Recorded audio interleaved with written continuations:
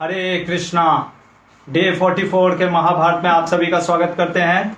यहाँ पे बैठे प्रभु जी, गुरुकुल के स्टूडेंट्स और ऑनलाइन व्यूअर्स सभी को हार्दिक शुभकामनाएं। कल हैप्पी दशहरा विजयदशमी हमने मनाया और कल एक विशेष दिन भी था कि कल मध्वाचार्य जो कि ब्रह्म मध्व गौड़ी गुरु शिष्य परंपरा हम कहते हैं, तो इस ब्रह्म संप्रदाय में जो इस कलयुग में जो आचार्य हुए हैं, मुख्य आचार्य वो मध्वाचार्य, जिनका विशेषकर अगर हम जाएंगे दक्षिण भारत में तो उडुपी मठ करके है, वहाँ पे उडुपी कृष्ण, अगर आप लोग गए भी होंगे तो देखे होंगे कि बहुत ही सुंदर वहाँ पे अर्चना होती है, भगवान की विग्रहों की सेवा करते हैं वहाँ पे भक्त वैष्णव लोग।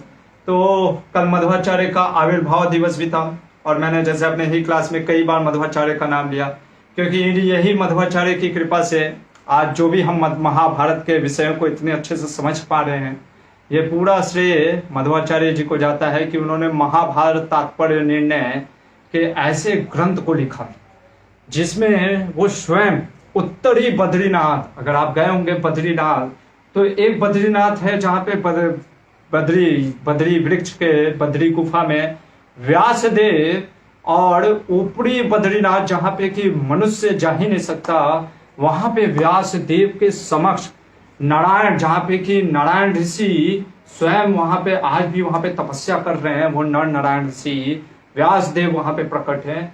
उनके समक्ष आज से लगभग 1238 की बात है, तो लगभग समझ लीजिए 800 वर्ष पूर्व की ये कथा है कि जब देखा मध्वाचार्य ने कि हर तरफ लोग क्या थे कि परेशान थे, जिस चीज से परेशानी था हर लोग इस चीज को समझ रहे थे कि मैं ही भगवान हूं।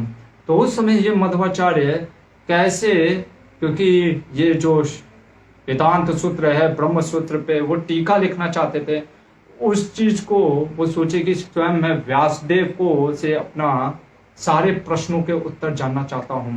और वो जाते हैं व्यासदेव से मिलते हैं और व्यासदेव उनको नारायण ऋषि के पास लेके जाते, जो साक्षात स्वयं भगवान नारायण है। वो नारायण के पास बैठ करके व्यासदेव ने उनको ब्रह्म जो सूत्र है उसके ऊपर बताया और महाभारत, जो कि महाभारत की कथा जो स्वयं व्यासदेव ने लिखा, वो भी ज्ञान दिया। और जब मध्वाचार्य जी वापस आते वहां से, उन्होंने ये महाभारत तात्पर्य निर्णय टीका दिया, जो कि हम उसमें से बहुत सारे प्रसंग ले रहे हैं। तो आप समझ सकते हैं कि जो आचार्य स्वयं व्यासदेव के और स्वयं भगवान नारायण के समक्ष बैठ करके ऐसे मध्वाचार्य जी, जो हम लोग को जो बहुत चीजें गलत फहमी है, जो बहुत चीजें हम नहीं समझ सकते हैं, वो मध्वाचार्य जी ने अपने इन ग्रंथों के माध्यम से हमको समझाने का प्रयास किया। तो कल ऐसे ही मध्वाचार्य जी का आविर्भाव दिवस भी था और विजयादशमी भी था। कल भगवान श्री रामचंद्र ने विजय प्राप्त किया था किसके ऊपर? दशानंद रावण के ऊपर। और हमारे गुरुकुल के बच्चों लोगों ने भी कल 20 फीट का रावण बनाया था और उस 20 फीट के रावण को हमने फिर उसका राम जी ने बाण चलाया था। यहाँ पे एक शिष्य हमारा राम बना था और उन्होंने फिर बाण भी चलाए थे और उसके बाद रावण का दहन हुआ था। तो कल एक बहुत अच्छा एक मेरे गुरुकुल के स्टूडेंट ने पूछा, प्रश्न किया कि प्रभु जी रावण के 10 सिर थे तो क्या बहुत बुद्धिमान था क्या? क्योंकि अभी हम देखते हैं कि एक सिर में हमको लगता है कि सिर है इतना बड़ा, कई बार लोग सोचते हैं कि बड़ा सिर मतलब बड़ा बुद्धि, लेकिन ऐसा नहीं है। हम देखते हैं कि रावण का 10 सिर होने के बाद भी बुद्धि शायद थी या नहीं, या आप फैसला करो कैसे। क्योंकि विभीषण जब रावण को समझाते हैं और भरी सभा में कहते हैं कि रावण तुम सीता को लौटा दो, क्यों लौटा देना चाहिए? पहला चीज वो बोलते हैं कि राम ने तुम्हारा बिगाड़ा क्या आखिर? वो शूर्पणखा जो स्त्री जो खुद ही गई राम के पास और राम को खाने का प्रयास कर रही थी, इसलिए राम ने उसका नाक को काटा और उसने फिर खरदूषण को भेजा। तो खरदूषण अटैक करने गए थे राम के ऊपर और शास्त्र कहता है कि हर एक व्यक्ति को अपनी रक्षा करने का अधिकार है, तो उन्होंने अपनी रक्षा करने के अधिकार के लिए उन्होंने मारा खरदूषण को। दूसरा चीज शास्त्र ये कहता है कि जो आपसे कमजोर है या जो इनअटेंटिव है, ऐसे शत्रुओं का संहार करना चाहिए, ना कि जो बहुत अलर्ट है। और राम बहुत अलर्ट है। और ऐसा आप मत समझो क्या कि राम को आप मार सकते हो, क्योंकि राम भले, देखो जो क्रोध में होता है वो भले, जब हम कभी क्रोध में होते हैं ना तो भूल जाते कि क्या सही है क्या गलत है, तो प्लानिंग स्ट्रेटेजी सब चीज भूल जाते हैं। लेकिन राम ने क्रोध पे विजय प्राप्त करके स्ट्रेटेजी के साथ वो आप पर कूच कर रहा है। और इसलिए मेरा मानना है कि आप छोड़ दो। अभी देखो विभीषण इतना अच्छा, मतलब कि ऑनेस्टली कई बार कोई चीज अगर अच्छे रूप से बताता है हम उस चीज को लेते नहीं। जैसे मैं यहाँ पे आपको व्यासदेव, श्री मध्वाचार्य जी, इन सब तात्पर्य निर्णयों के अनुसार आपको बताने का प्रयास कर रहा हूं। फिर भी बहुत से लोग कहते हैं नहीं नहीं प्रभु जी, पर टीवी में तो ऐसे दिखाया है, हम कैसे मान ले, क्या वो लोग गलत बोल रहे हैं क्या? तो कई बार क्या चीज होता है ना, जैसे रावण को भी क्या उसके मंत्री लोग बोल रहे थे, अरे नहीं नहीं नहीं हम हरा देंगे। अरे राम क्या चीज है, राम मनुष्य है। हम जब देवताओं पे विजय प्राप्त कर लिए, हम जब इंद्र को पे हरा दिए, यम को हम यहाँ पे ले आए, तो फिर ये क्या चीज है राम? तो वो लोग क्यों बोल रहे थे? क्योंकि उनको चाहिए था रेम्यूनरेशन, कुछ खर्चा पानी। लेकिन रेम्यूनरेशन की जगह पे उनको क्या मिल गया? शमशान। तो इसी तरीके से कई बार जो लोग अच्छा बोलते हैं या मतलब आपको धर्म के अनुसार सिखाते हैं, हम उनका बात ना सुन करके हम क्या होते, प्रभावित होते हैं।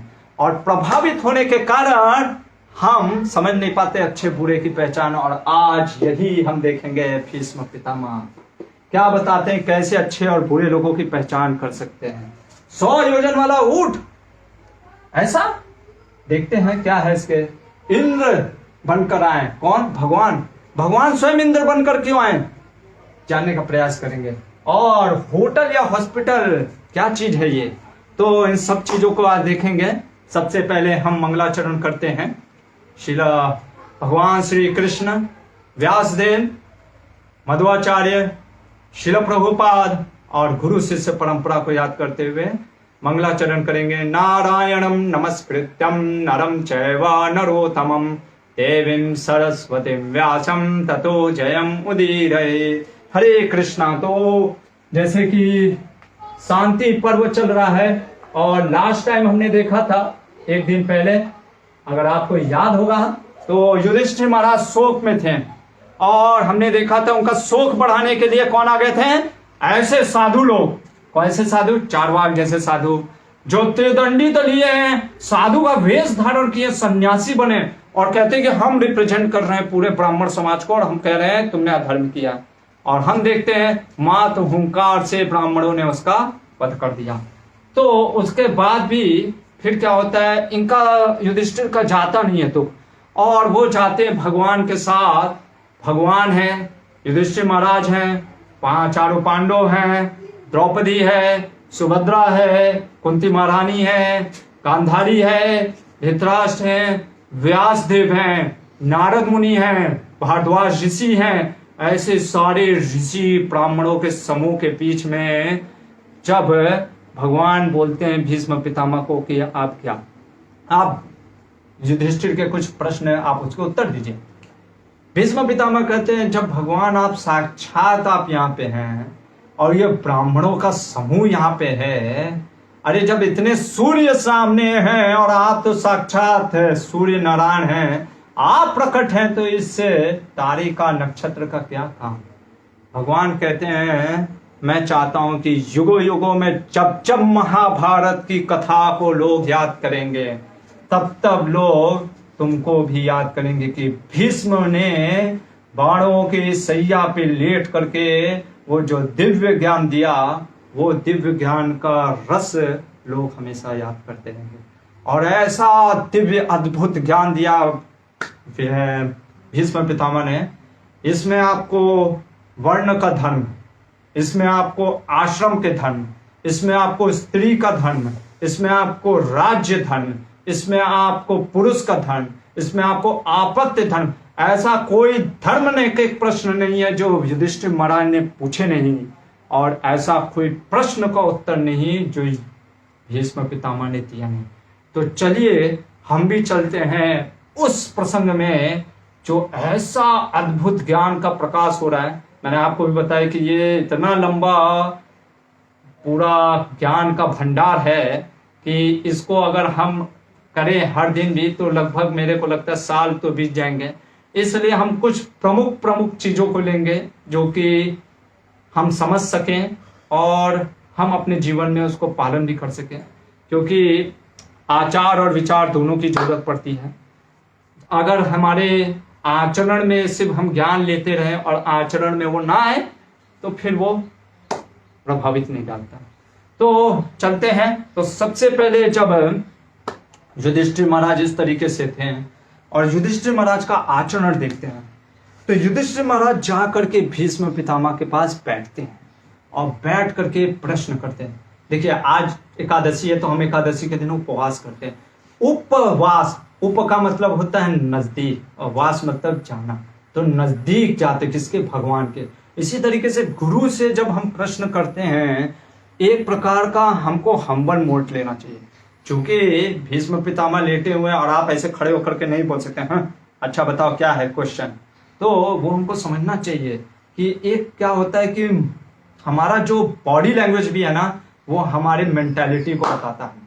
तो जब हम ऐसे खड़े होकर के पूछ रहे तो यानी मतलब कि हम ग्रहण करने नहीं आए, हम टेस्ट करने आए कि आपको देखते हैं कि कितना आपको पता है। तो इसलिए भीष्म पितामह के पास हाथ जोड़ करके बैठ जाते हैं युधिष्ठिर महाराज और प्रश्न करना स्टार्ट करते हैं। और सबसे पहला ही चीज बोलते हैं, कितना सुंदर चीज बोलते हैं कि विद्वानों का मान्यता है, धर्म के विद्वानों का मान्यता है कि राजाओं का धर्म श्रेष्ठ है, मैं इसे बहुत बड़ा भार मानता हूं। क्या चीज बोला कि बोल रहे कि ये 56 चैप्टर है पॉइंट 2 वर्ड कि मेरा अपना लिमिटेशन बता रहे हैं। ये एक अपने आप में अद्भुत चीज है। हम देखते हैं भगवद गीता में भी अर्जुन कहता है कि मैं धर्म विमूढ़ हो गया हूं।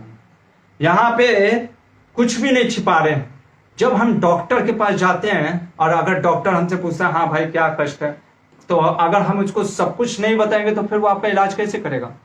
इसी तरीके से जब कई बार गुरु के पास या साधु के पास जाते हैं तो हमको संकोचवश ये नहीं सोचना चाहिए अरे ये कैसे बताएं। कई बार हमारा ईगो आ जाता है बीच में, अरे प्रभु जी क्या सोचेंगे कि मैं ऐसा कर सकता हूँ, मेरे अंदर ये लिमिटेशन है, अरे मैं तो इतना बड़ा बड़ा वो प्रभु हूँ, सब लोग जानता है मैं कितना अच्छा प्रवचन करता हूँ, मैं कितना अच्छा संगीत या मतलब कि भजन करता हूँ भगवान का। तो इसलिए अपने लिमिटेशन को हम कई बार दिखाते नहीं, प्रकट नहीं करते हैं किसके पास, ऐसे जब जिनसे हम वो लेते हैं, क्या लेते हैं, एक प्रकार का उनसे आश्रय लेते हैं या सजेशन या एडवाइस लेते हैं। तो यहाँ पे हम देखते हैं कि भीष्म पितामह को वो बोलते हैं। और क्या होता है अगर हम अपने आप को, अपने लिमिटेशन को जब एक्सेप्ट करते हैं, accepting our limitation help us to see the light beyond it. जब हम अपने लिमिटेशन को एक्सेप्ट करते हैं तो क्या होता है कि उससे ऊपर जो ज्ञान है तब हम समझ पाते हैं। यहाँ पे हम देखते हैं युधिष्ठिर महाराज धर्मात्मा है, स्वयं कह रहे हैं कि धर्म का उनको समझ में नहीं आ रहा है और संकोचवश कह रहे हैं, संकोच अपने निकाल के कि सभी लोग मेरे को कह रहा है राज्य धर्म को अपनाओ, पर मैं राज्य धर्म में धर्म नहीं देखता। और ये प्रश्न करके जब ऐसे वो पूछते हैं भीष्म पितामह, सबसे पहले प्रणाम करते हैं भगवान श्री कृष्ण को। ये मंगलाचरण होता है। कई बार हम जैसे बोलते हैं ना हम मंगलाचरण कर रहे हैं, या हर एक ग्रंथों से पहले व्यासदेव ने मंगलाचरण किया। जैसे भागवतम का भी मंगलाचरण क्या है, धर्मा प्रोज्जित कैतवत्र परमो निर्मत्सराणाम सताम वेदम वातमत्र वसतु शिवदम तापत्रयोन्मूलनम श्रीमद्भागवतम महामुनिकृते किं वा पढ़ैरीश्वर। तो ये श्रीमद् भागवतम के पहले दूसरे तीसरे मंगलाचरण होता है। ऐसे ही आप देखोगे महाभारत में नारायणं नमस्कृत्यं नरं चैव नरोत्तमं देवीं सरस्वतीं व्यासं ततो जयमुदीरये। हर समय व्यासदेव ये लिखते हैं क्यों मंगलाचरण करते हैं? इसका कारण क्या होता है कि पहला चीज हम ये समझते हैं, हम याद करते हैं किसको? भगवान को, अपने गुरुजनों को, कि आप कृपया करके हमें आशीर्वाद दीजिए कि हम जो भी चीज ज्ञान अब बताने वाले हैं इस व्यक्ति को, वो परंपरा में हो, वो धर्म के अनुसार हो। दूसरा चीज, जब हम किसी को ज्ञान देते हैं तो कई बार हमको लग सकता है मैंने ज्ञान दिया है, देखा मैंने कुछ करके दिखाया। तो इस तरीके से जब याद करते तो हमको स्मरण आता है कि ये मेरा ज्ञान नहीं, ये भगवान का और गुरु के द्वारा दिया हुआ ज्ञान। तो यहाँ पे जो भीष्म पितामह हैं वो याद करते हैं सबसे पहले भगवान श्री कृष्ण को, फिर ब्राह्मण को, और फिर धर्म को, सनातन धर्म को याद करते हुए कहते हैं मैं आपको बताता हूँ क्या धर्म है। और सबसे पहला चीज ही बोलते हैं पुरुषार्थ के ऊपर, और एक कथा कहानी सुनाते हैं। देखो पूरा इतिहास, पुराण, सब चीज पता है इनको। और ये कई बार क्या होता है ना, कुछ चीजों को समझाने के लिए स्टोरी के रूप में समझाते हैं। तो यहाँ पे एक 100 योजन वाला ऊंट की कथा सुनाते हैं। एक बहुत विशाल ऊंट था, वो तपस्या में लग गया, और तपस्या में लगने के कारण क्या हो गया, बहुत ज्यादा तपस्या कर रहा था। अभी वो तपस्या कर रहा था तो अचानक से भगवान ने देखा, ब्रह्मा जी ने, कि अरे ऊंट, वो भी तपस्या कर रहा है, इतना खुश हो जाते हैं, कहते हैं बोलो बस क्या चाहिए। तो वो कहता है कि मेरा जो गर्दन है, मेरा जो मुंह है, वो कम से कम 100 योजन वाला हो जाए। तो कहते हैं ठीक है, उसमें क्या, तुम इसके लिए कर रहे थे, लो हो जाता है। अभी ये ऊंट क्यों चाह रहा था 100 योजन का? इसको था बहुत भोग करने की इच्छा, लेकिन था बहुत बड़ा आलसी। आलसी कहने का मतलब है ये सोचता था कहीं बिना जाहे ऐसे मुंह मारूं और खा जाऊं, ठीक है। तो ये ऊंट वैसे ही क्या करता है, 100 योजन का मुंह हो जाने के कारण वो क्या करता है, वहीं पे एक जगह पे बैठा रहता है, एक जगह पे बैठ करके, और आलस के मारे वहीं से किसी गुफा में, किसी पत्ते में ऐसे मुंह लगाता रहता था। 100 योजन मतलब समझ, एक योजन 12 से 15 किलोमीटर, 100 योजन लगभग मतलब 1500 किलोमीटर। तो इतना दूर से, इतना ही यहीं पे बैठे बैठे कहीं मुंह कुछ खाने का मन हो गया, ऐसे खाता था, और हमेशा आलस से भरा हुआ रहता था। तो एक दिन क्या हुआ, बहुत जोरों से भारी वर्षा हो रही थी, बहुत ज्यादा मतलब कि तूफान मचा हुआ था। तो एक सियार और सियारिन दोनों भागते हुए उस गुफा में चले गए जहां पे ये अपना मुंह निकाल करके ऐसे गुफा में जो भी पत्ते वत्ते थे वो खा रहा था। अभी ये जो सियार और सियारिन थे, बहुत दिन से आंधी तूफान चल रहा था, इनको लग जाती है भूख, और ये देखते हैं कि एक मुंह बहुत बड़ा वो लगा हुआ है, अपना खा रहा है, आलस से ऐसे लेटा हुआ। ये लोग क्या करते हैं, इसके मुंह को पकड़ के नोचने लग जाते हैं और खाना स्टार्ट करते हैं। अभी सोचो इतना दूर लंबा इसका शरीर है, मुंह है, इसको तब महसूस होता है कि अच्छा मेरा कुछ कोई खाट रहा है, कुछ खा रहा है क्या। तब इसको लगता है अरे मेरा मुंह, और वो तब तक गीदड़ सब इसके सियार इसके मुंह नोच करके खा जाते हैं और इसका मृत्यु हो जाता है। यहाँ पे क्या बताना चाह रहे थे भीष्म पितामह, पुरुषार्थ, कि एक राजा को पुरुषार्थ कभी नहीं छोड़ना चाहिए। हम देखते हैं वहीं पे धृतराष्ट्र को विदुर और व्यासदेव क्या समझाए थे कि प्रारब्ध, लेकिन हम यहाँ पे देखते हैं क्या बोल रहे युधिष्ठिर को, भीष्म, पुरुषार्थ। ये कॉन्ट्राडिक्टरी नहीं है, इसीलिए धर्म को कॉन्टेक्चुअल लेना चाहिए। यहाँ पे भीष्म पितामह युधिष्ठिर को समझा रहे हैं, जो कि अभी अभी राजा बन रहे हैं, तो उनको राजा का नेतृत्व करते हुए ये बात समझा रहे हैं कि जैसे समझ लो आप अगर प्रारब्ध के अनुसार रहोगे और पुरुषार्थ नहीं करोगे। एक राजा के पास कोई चोर आता है, मतलब कोई व्यक्ति आता है और कहता है कि मेरा चोरी हो गया, और राजा कहता है अरे कोई बात नहीं, तुम्हारे भाग्य में था तुम्हारे घर में चोरी होना, इसलिए तुम्हारे यहाँ चोरी हो गया। तो यह क्या सही डिसीजन है? नहीं, उसको पुरुषार्थ करना चाहिए कि हाँ बताओ कौन था चोर, कैसे, उसको पता लगाना चाहिए। तो वो यहाँ पे बोल रहे हैं कि राजा को पुरुषार्थ करते रहना चाहिए, भले ही उसको कई चीजें ना मिले, क्योंकि प्रारब्ध के अनुसार नहीं भी मिलेगा, लेकिन फिर भी उसका मेन जो उद्देश्य है वो पुरुषार्थ करते रहना चाहिए। और जब तक राजा पुरुषार्थ करते रहेगा तब तक वो जीविका और जो प्रजा है वो सुखी रहेगी। इसके बाद युधिष्ठिर महाराज पूछते हैं कि राज्य दंड के बारे में, और यहाँ पे भीष्म पितामह एक कथा सुनाते हैं, और वो कथा है कि भीष्मदेव से पूछा जा रहा है कि कठोर या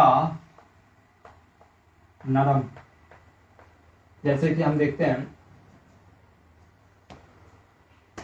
चैतन्य चरितामृत में भी कवि कृष्णदास कविराज गोस्वामी कहते हैं कि चैतन्य महाप्रभु क्या है, वज्रादपि कठोरानि मृदुनि कुसुमादपि, कि वज्र के जैसा, मतलब कि थंडर बोल्ट के जैसा कई बार क्या होते थे, कठोर हो जाते थे।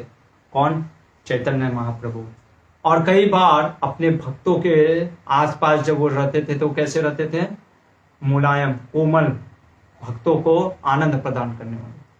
तो एक राजा को कैसे होना चाहिए, कठोर या नरम? तो इसके ऊपर कथा करते हुए बताते हैं कि एक राजा थे मंधाता। सबसे अच्छा चीज है भीष्म पितामह कुछ चीजें भी बताते हैं तो वो एक कथा करते हुए बताते हैं कि शास्त्र में उसका वर्णन कैसा है। ये महाभारत में आप देखोगे या शास्त्रों में हर बार, जैसे सुखदेव गोस्वामी भी कुछ भी बताया भागवतम में तो वो कोट करते थे कि वहां पे ऐसी चर्चा हो रही थी और उन्होंने ऐसे बताया। तो यहाँ पे हम देखते हैं कि कई बार हमको क्या होता है, आज के समाज में हम कुछ चीजें सुनते रहते हैं तो हमको लगता है कुछ नया नया चाहिए, कुछ नया चेंजेस, और उस चेंजेस के अनुसार अगर कोई कुछ नया दृष्टिकोण, जैसे कल विजयादशमी था तो कई लोग बहुत क्वेश्चन कर रहे थे कि अरे राम कैसा राजा था, देखो रावण में क्या क्या क्वालिटी था, रावण कितना अच्छा था, रावण का लोग अच्छाई देखे नहीं, तो लोग कहते वाह कितना अच्छा चीज है ये दृष्टिकोण से। और हम ये नहीं समझ पाते कि राम ने भी रावण की प्रशंसा की है रामायण में, पर इसका मतलब ये नहीं कि रावण को आप हीरो बना दो। तो उसी तरीके से शास्त्र में आप देखोगे हमेशा जब भी कोट करते हैं, कौन? आचार्य हो या कोई भी किसी से प्रश्न करता है तो वो पहले के जो कोटेशन रहते हैं उसी को उठाते हैं। तो ये कहते कि एक बार एक राजा मंदाता थे।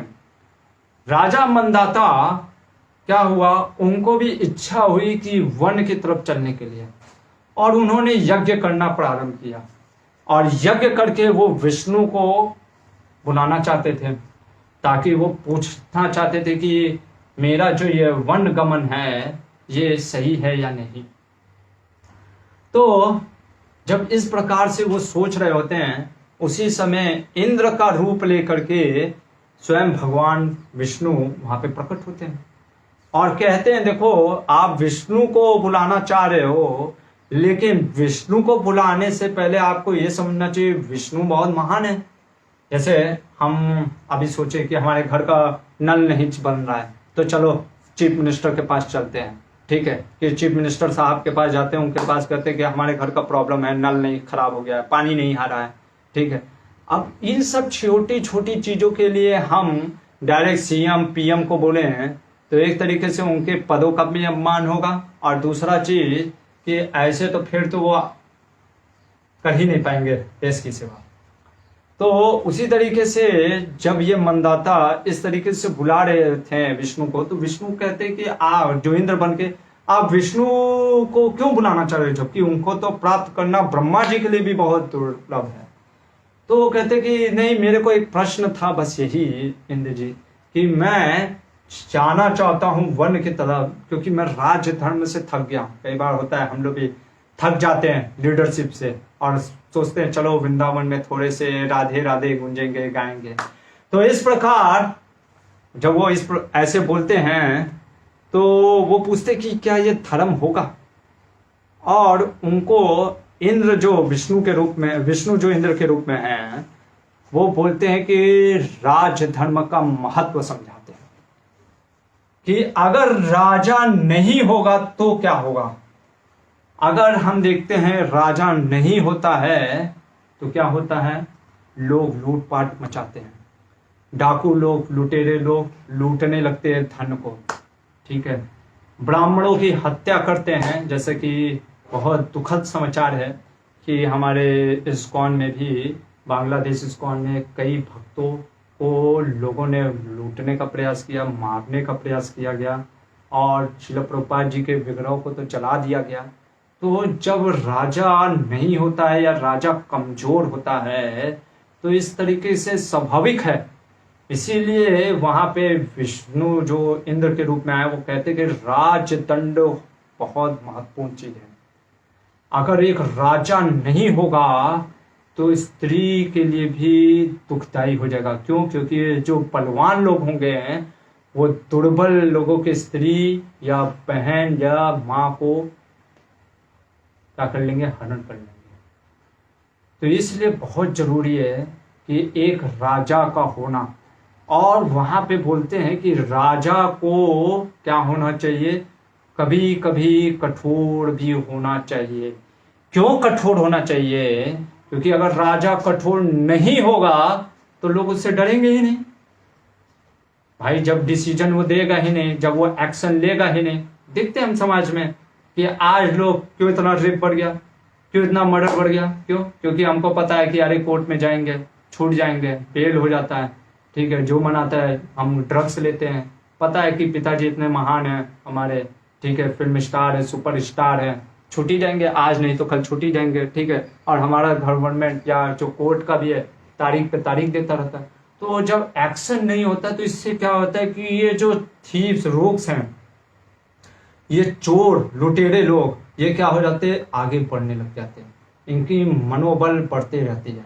और जब इनको रोका नहीं तो क्या होगा? ये समाज में फैल जाते हैं। इसी तरीके से हम अपने लाइफ में भी देख सकते हैं। अगर जैसे घर में बच्चा है, कई बार आज के समाज में हम देखते हैं इन सो कॉल्ड पैम्परिंग, मतलब कि प्रेम करने की जगह में हम पैम्परिंग करते हैं। जैसे मैं एक वीडियो देख रहा था अभी हाल ही में, किसी ने वीडियो भेजा कि ये दिखा रहे थे कि हमारे स्कूल के 90s के समय, 90वीं शताब्दी के समय कैसे टीचर लोग मारते थे बच्चों को, ऐसे थर थर थर थर।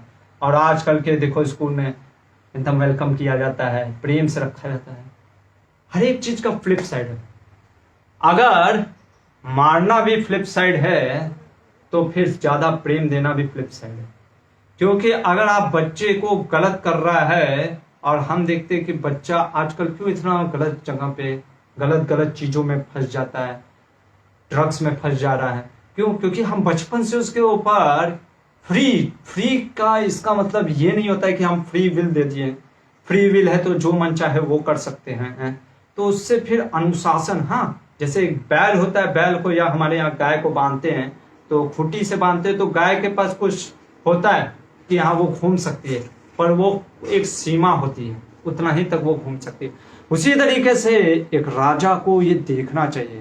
क्या देखना चाहिए? एक परिवार में उसके माता पिता को, अपने पुत्र को देखना चाहिए कि हमारा जो बच्चा है या राजा प्रजा, वो स्वतंत्र भी है, लेकिन साथ ही साथ वो ऐसा तो नहीं ना है कि अपना बांध तोड़ करके कहीं भी घूम रहा है।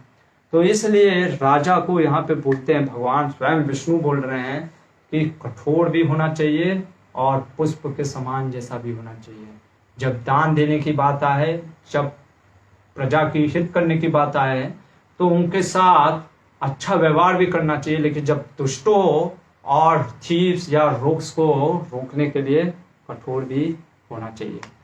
तो इस प्रकार से जब ये बताते हैं तो भीष्म पितामह कहते हैं, युधिष्ठिर, क्योंकि तुम्हारा जो नेचर है, तुम्हारा जो चरित्र है ना, वो किस प्रकार का है? वो ऐसा है कि तुम हमेशा दया, तुम हमेशा क्या सोचते हो कि इसको छोड़ देना चाहिए, इसको माफ कर देना चाहिए। नहीं, माफ करना चाहिए, लेकिन कहाँ करना चाहिए समझना चाहिए। जैसे कि यहाँ पे बताते हैं फिर ये भीष्म पितामह कि ब्राह्मण को, एक स्त्री को मृत्यु दंड नहीं देना चाहिए ऐसे, लेकिन कई कई परिस्थितियों में उनको भी देना पड़ता है। कब? जब वो समाज में अत्याचार फैलाने लग जाते हैं इतना ज्यादा। तो वहां पे हम देखते हैं कि भीष्म पितामह बताते हैं कि राजदंड की भी जरूरत है, कठोरता की भी जरूरत है और कोमलता होना की भी जरूरत है। इसके बाद पूछते हैं भीष्म पितामह से कि अधिक अगर व्यक्ति मिलनसार हो जाता है तो क्या प्रॉब्लम होता है। अभी देखो हर चीज का मिलनसार होने का भी प्रॉब्लम है। कई बार ज्यादा अगर हम घुल मिल भी जाते हैं, खास करके जब गुरु और शिष्य का संबंध में, या एक राजा एक लीडर्स और उसके सबॉर्डिनेट में जब ज्यादा खुलन मिलन हो जाता है तो भी दोष होता है। मिलना चाहिए लेकिन इतना भी मिलना नहीं चाहिए। उसका क्या प्रॉब्लम होता है, बोलते हैं अति परिचय ते होत है अरुचि अनादर भय मलयागिरी की भिन्नी चंदन देती जराए। कह रहे हैं यहाँ पे कि जैसे अति परिचय, बहुत ज्यादा परिचय हो जाना, जैसे हम भी देखते हैं कई बार, जैसे आज एकादशी का व्रत है तो ज्यादा से ज्यादा हम जप कर सकते हैं, लेकिन कई बार हम क्या करते हैं, अरे भगवान का नाम, हम क्योंकि भगवान का नाम साक्षात भगवान कृष्ण नाम के रूप में इस कलयुग में उतार लिए, लेकिन हमको लगता है नाम, क्योंकि हम कभी भी बोल सकते हैं हरे कृष्ण कृष्ण कृष्ण हरे हरे, हरे राम राम राम हरे हरे, लेकिन हमको लगता है अरे ये तो साधारण नाम है। तो अति परिचय हो जाने के कारण से क्या होता है कि हम उस चीज के महत्व को समझ नहीं पाते हैं। जैसे कि इस पे एक कहानी आती है कि एक बार एक साधु होते हैं और साधु का एक शिष्य होता है, और शिष्य क्या बोलते हैं, वो साधु, पहले के साधु लोग वैद्य भी होते थे, तो वो साधु बता करके चले जाते हैं कि जैसे एक बार उनके पास कोई मरीज आता है तो वो मरीज को देखते हैं और उनका शिष्य भी उनके सामने होता है, तो वो साधु उसकी उपचार करते हैं और उपचार करते हैं। फिर साधु कहते हैं कि देखो शिष्य, तुमको मैंने बहुत कुछ सिखाया है, जब कुछ ना समझ में आए ना तो ये राम का नाम है, राम राम राम, ये राम का नाम इतना महान है कि कोई से भी कोई रोग हो, भव रोग तक ये कृष्ण और राम के नाम से, भगवान के नाम से भव रोग तक समाप्त हो जाता है, तो ये सब रोग भी समाप्त हो सकते हैं। ठीक है, इस तरीके से उन्होंने एक बार उसको, अपने शिष्य को प्रवचन किया था और फिर वो निकल गए थे किसी कार्य के वश। उस समय एक व्यक्ति आते हैं और वो यहाँ पे आ जाते हैं, ठीक है, और उनको क्या बोलते हैं, अपने दिखाते कि मेरे को ये तकलीफ है। ये जो शिष्य होता है सोचता है, उसको समझ में नहीं आ रहा होता कि क्या तकलीफ है, कैसे है। वो सोचता है कि मेरे महात्मा जी ने बोला है कि राम के नाम, कृष्ण के नाम से तो पूरा एकदम सारा भव सागर पार हो जाता है, तो फिर मैं नाम नाम ही ले लेता हूं। और उन्होंने राम राम राम करके ऐसे उनको कर दिया, ठीक है, और वो सही भी हो गया। कहते अरे वाह, आप तो बहुत महान है, आप तो मतलब कि कितना अच्छा है, तो आप तो एकदम यूज करने लग गए, मतलब कि मेरे को एकदम ठीक कर दिया। तो सब जगह उसकी चर्चा होने लगती है कि भाई वो तो तुरंत ठीक कर देते थे, और जो भी आता था सबको बस, अब वो सोचते थे कि हाँ अच्छा है, तो जो भी मरीज आता था कुछ देखते नहीं थे, बस वो राम राम राम 3 बार कर करके ऐसे वो ठीक करने लगे। इधर जब उनके गुरु वापस आते हैं आश्रम में, और जब उनको ये पता चलता है ये चीज कि उनका शिष्य राम का नाम का दुरुपयोग कर रहे हैं, तो उनके शिष्य को एक पत्थर देते हैं और कहते हैं ये पत्थर को बेचना नहीं है, जा करके बस इसका मोल लेके आओ। वो सबसे पहले जाते हैं और देखते हैं कुछ बच्चे खेल रहे हैं, तो बच्चों से पूछते हैं कि ये पत्थर का मूल्य कितना तुम लोग कहते हो। बच्चे तो बच्चे हैं, वो सोचते हैं अरे ये तो बहुत अच्छा है, ये तो हम गिट्टी फोड़ के लिए, गिट्टी फोड़ गेम होता है, गिट्टी रख के इसमें फोड़ के हम खेल सकते हैं, अच्छा गेंद फोड़। कहते नहीं नहीं नहीं, ठीक है। वहां से लेके आगे बढ़ते हैं, आगे बढ़ते तो एक जहाँ दुकान रहते हैं काफी सब्जी के, वेजिटेबल्स मार्केट, वहां पे दिखाते हैं, तो कहते हैं ये तो बहुत अच्छा पत्थर है, भारी पत्थर है, इसको हम तराजू के रूप में तौल करके यूज कर सकते हैं। वो कहते हैं ठीक है, तो इसके बदले में क्या मिलेगा। तो कहते हैं कि तुमको हम कुछ दे देंगे, 1 किलो आलू दे देंगे, या तुमको जो चाहिए ले लो, 1 किलो चावल या कुछ भी। वो कहते हैं नहीं, बेचना नहीं है। आगे बढ़ते हैं, इसी प्रकार से वो आगे बढ़ते हैं, बढ़ते बढ़ते जब एक जौहरी के पास जाते हैं और वो जौहरी उस पत्थर को देखता है, तो वो कहता है ये तो अद्भुत पत्थर है, ज्वेलरी। और वो जब कहता है कि इसकी कीमत तो मेरे को ऐसा लग रहा है कि मेरे जो इतना जो रखा हुआ है सोना चांदी वो सब भी दे दूंगा तो भी इसकी कीमत नहीं बता सकता। वो कहते हैं कि ठीक है, आगे बढ़ते हैं। और आगे बढ़ के जो वहाँ के नगर के सबसे प्रमुख ज्वेलरी जो जौहरी होते हैं उनके पास जाते हैं, और जब उनको दिखाते कहते ये तो पारस मणि है, अरे ये तो पत्थर को सोना बना देता है, इसकी क्या मूल्यांकन करें, आप तो जितना आपको लेना चाहें आप ले सकते हैं। और ये जब इनको पता चलता है कि अरे वो पारस मणि है, तब वो क्या करते हैं, वो वापस आ जाते हैं और अपने गुरु को बताते हैं।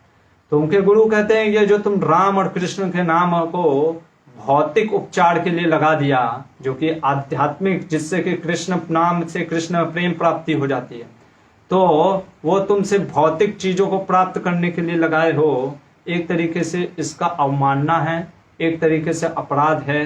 जैसे कि पारस मणि को गिट्टी फोड़ या सब्जी तोलने में अगर हम लगा दे तो ये क्यों होता है, कई बार अति परिचयात, हम जब किसी चीज को बहुत ही कैजुअल मिला रहता है ना, तो हम कई बार उस चीजों को कैजुअल समझने लगते हैं, तो इसी तरीके से उसका अनादर करने लग जाते हैं। और यहाँ पे भीष्म पितामह बोलते हैं इसीलिए क्या होता है, राजा को अपने सेवकों के साथ या व्यक्ति को, जैसे गुरु को शिष्य के साथ इतना भी नहीं मिलनसार हो जाना चाहिए कि वो अति परिचयात के कटघरे में आ जाए और वो चीजों का अनादर करने लगे। तो यहाँ पे हम देखते हैं कि भीष्म पितामह सिखाते हैं कि अति परिचय या ज्यादा घुलन मिलन से भी क्या दिक्कत आता है। इसके बाद भीष्म पितामह कहते हैं कि एक राजा को निर्णय लेने में, या खास करके जो लीडर्स के पोजीशन में हैं, उसको निर्णय लेने में कोई भी संकोच नहीं होना चाहिए, इवन दो अगर उसका सबऑर्डिनेट को उसको त्यागना पड़े। और वो बताते हैं कि कैसे सगर महाराज ने अपने ज्येष्ठ पुत्र असमंजस को भी त्याग दिया। क्यों त्याग दिया? क्योंकि असमंजस क्या था, राजा का पुत्र होने के कारण उसको लगता था मेरा कोई कुछ करेगा नहीं। वो क्या करता था, उठाता था, उठा करके दूसरों बच्चों को नदी में डुबा देता था और मार डालता था, या वो व्यसन गलत गलत कार्यों में लग गया था, फंस गया था, तो राजा ने उसको त्याग दिया था। इसी तरीके से एक लीडर के पोजीशन में, खास करके जब आपको देख करके समाज आपके फुट स्टेप को फॉलो कर रहा है, सम अदर, आज का समाज ही ऐसा हो गया सोसाइटी के, आज के हमारे लीडर कौन है, पॉलिटिशियन है, कौन है, एक्टर्स और एक्ट्रेसेस हैं, स्पोर्ट्समैन है। और जब इनके बच्चे कुछ गलत चीजों में फंसते हैं और ये अगर बोलते हैं कि हर का है अपना एक पर्सनल लाइफ भी है, लेकिन अगर आप इतने बड़े पोस्ट पे, इतने बड़े सुपरस्टार हो करके अगर आप कुछ गलत कार्य करते हो या आपके बच्चे कुछ गलत कार्य करते तो उसका प्रभाव पड़ता है समाज में। और उस समय आप अपने बच्चे को सिर्फ बचाएं, क्योंकि ये मेरा बच्चा है, ये मेरा पुत्र है, इसलिए पुत्र मोह के कारण आप गलत चीज का साथ देते हो, तो एक प्रकार से ये गलत जाता है। देखो कितना प्रैक्टिकल नॉलेज दिया है भीष्म पितामह ने, कि राजा को संकोच नहीं करना चाहिए अपने पुत्र को त्यागने में भी। त्यागने का मतलब, कहने का मतलब है कि उस जो भी निर्णय हो, जो भी डिसीजन लेना पड़े, वो कठोर से कठोर डिसीजन उसको लेने का में सक्षमता होना चाहिए। इसके बाद भीष्म पितामह से पूछते हैं कि दुष्परिणाम कि क्या होता है वाक चपलता से, जब धर्म का पालन नहीं होता है, जब राजा धार्मिक नहीं होता है, तब क्या होता है। तो जब लीडर्स अगर धार्मिक नहीं होता है तो क्या होता है कि जो अच्छे बुरे लोग, जिसको जो मनाता है वो करता है। फिर क्या होता है कि जो लोग बोलने में बहुत एक्सपर्ट होते हैं, जैसे सम अदर, बहुत ज्यादा आप देखोगे आजकल जो मोटिवेशनल स्पीकर, ये सब जो एक्सपर्ट होते हैं, ठीक है, वो कुछ भी बोलते हैं, कुछ उनका तो बेस धर्म से रहता ही नहीं है। जो सूदिंग, जो हमको अच्छा लगता है, कई बार वो चीज बोलते हैं, या जो उनको अच्छा लगता है वही बोलते हैं, और बहुत ही एक्सपर्ट होते हैं बोलने में, तो उस प्रकार से क्या होता है कि समाज के लोग भ्रमित होने लगते हैं, और समाज में लोग जब भ्रमित होने लगते हैं तो उन लोगों का आप देखोगे बहुत ज्यादा फॉलोअर भी बढ़ते हैं।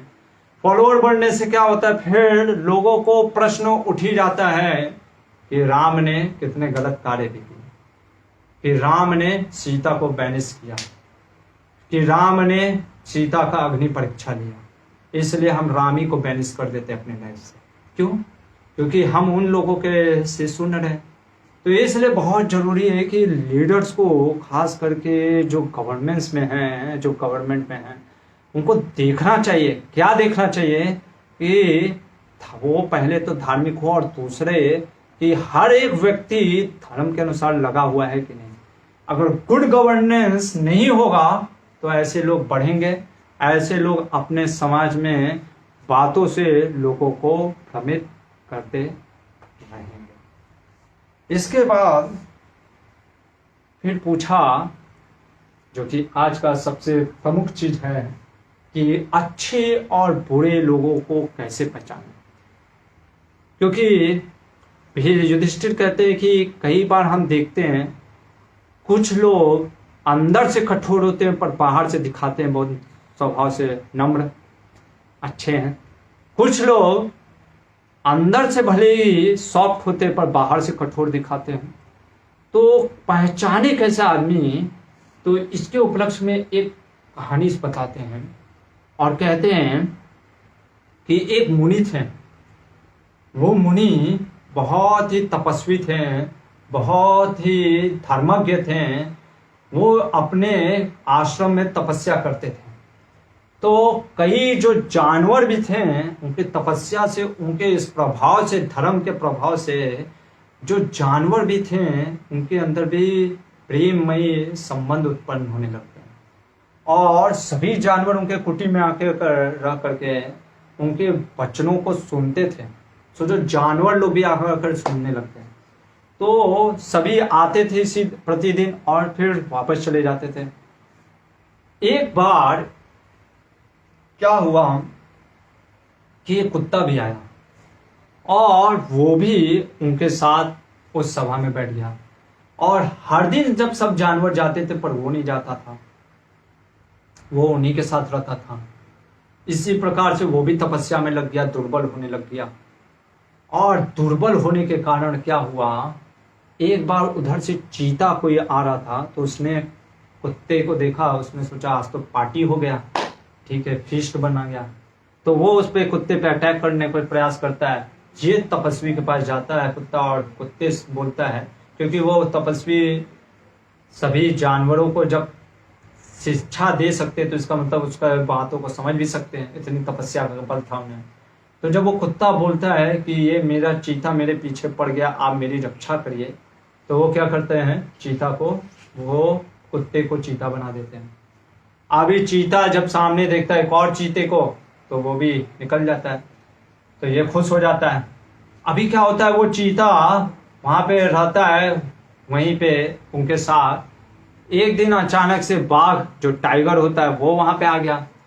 वो सोचता है कि अब मैं चीता को खा जाता हूँ। ये फिर आता है तपस्वी के पास और कहता है कि बाघ आज मुझको अटैक कर रहा है। तो तपस्वी कहते हैं कोई बात नहीं, तथास्तु, उसको बाघ बना देते हैं। अभी एक बाघ दूसरे बाघ को देख करके भयभीत वो बड़ा बाघ चला जाता है। इधर ये भी खुश हो जाता है, मस्त अपना रहने लगता है। फिर उसके बाद एक बार हाथी, जो पागल हो गया था, वो तूफान ऐसे मचाते हुए आ रहा था और वो देखता है ये बाघ है, इसके ऊपर अटैक करने का प्रयास करता है।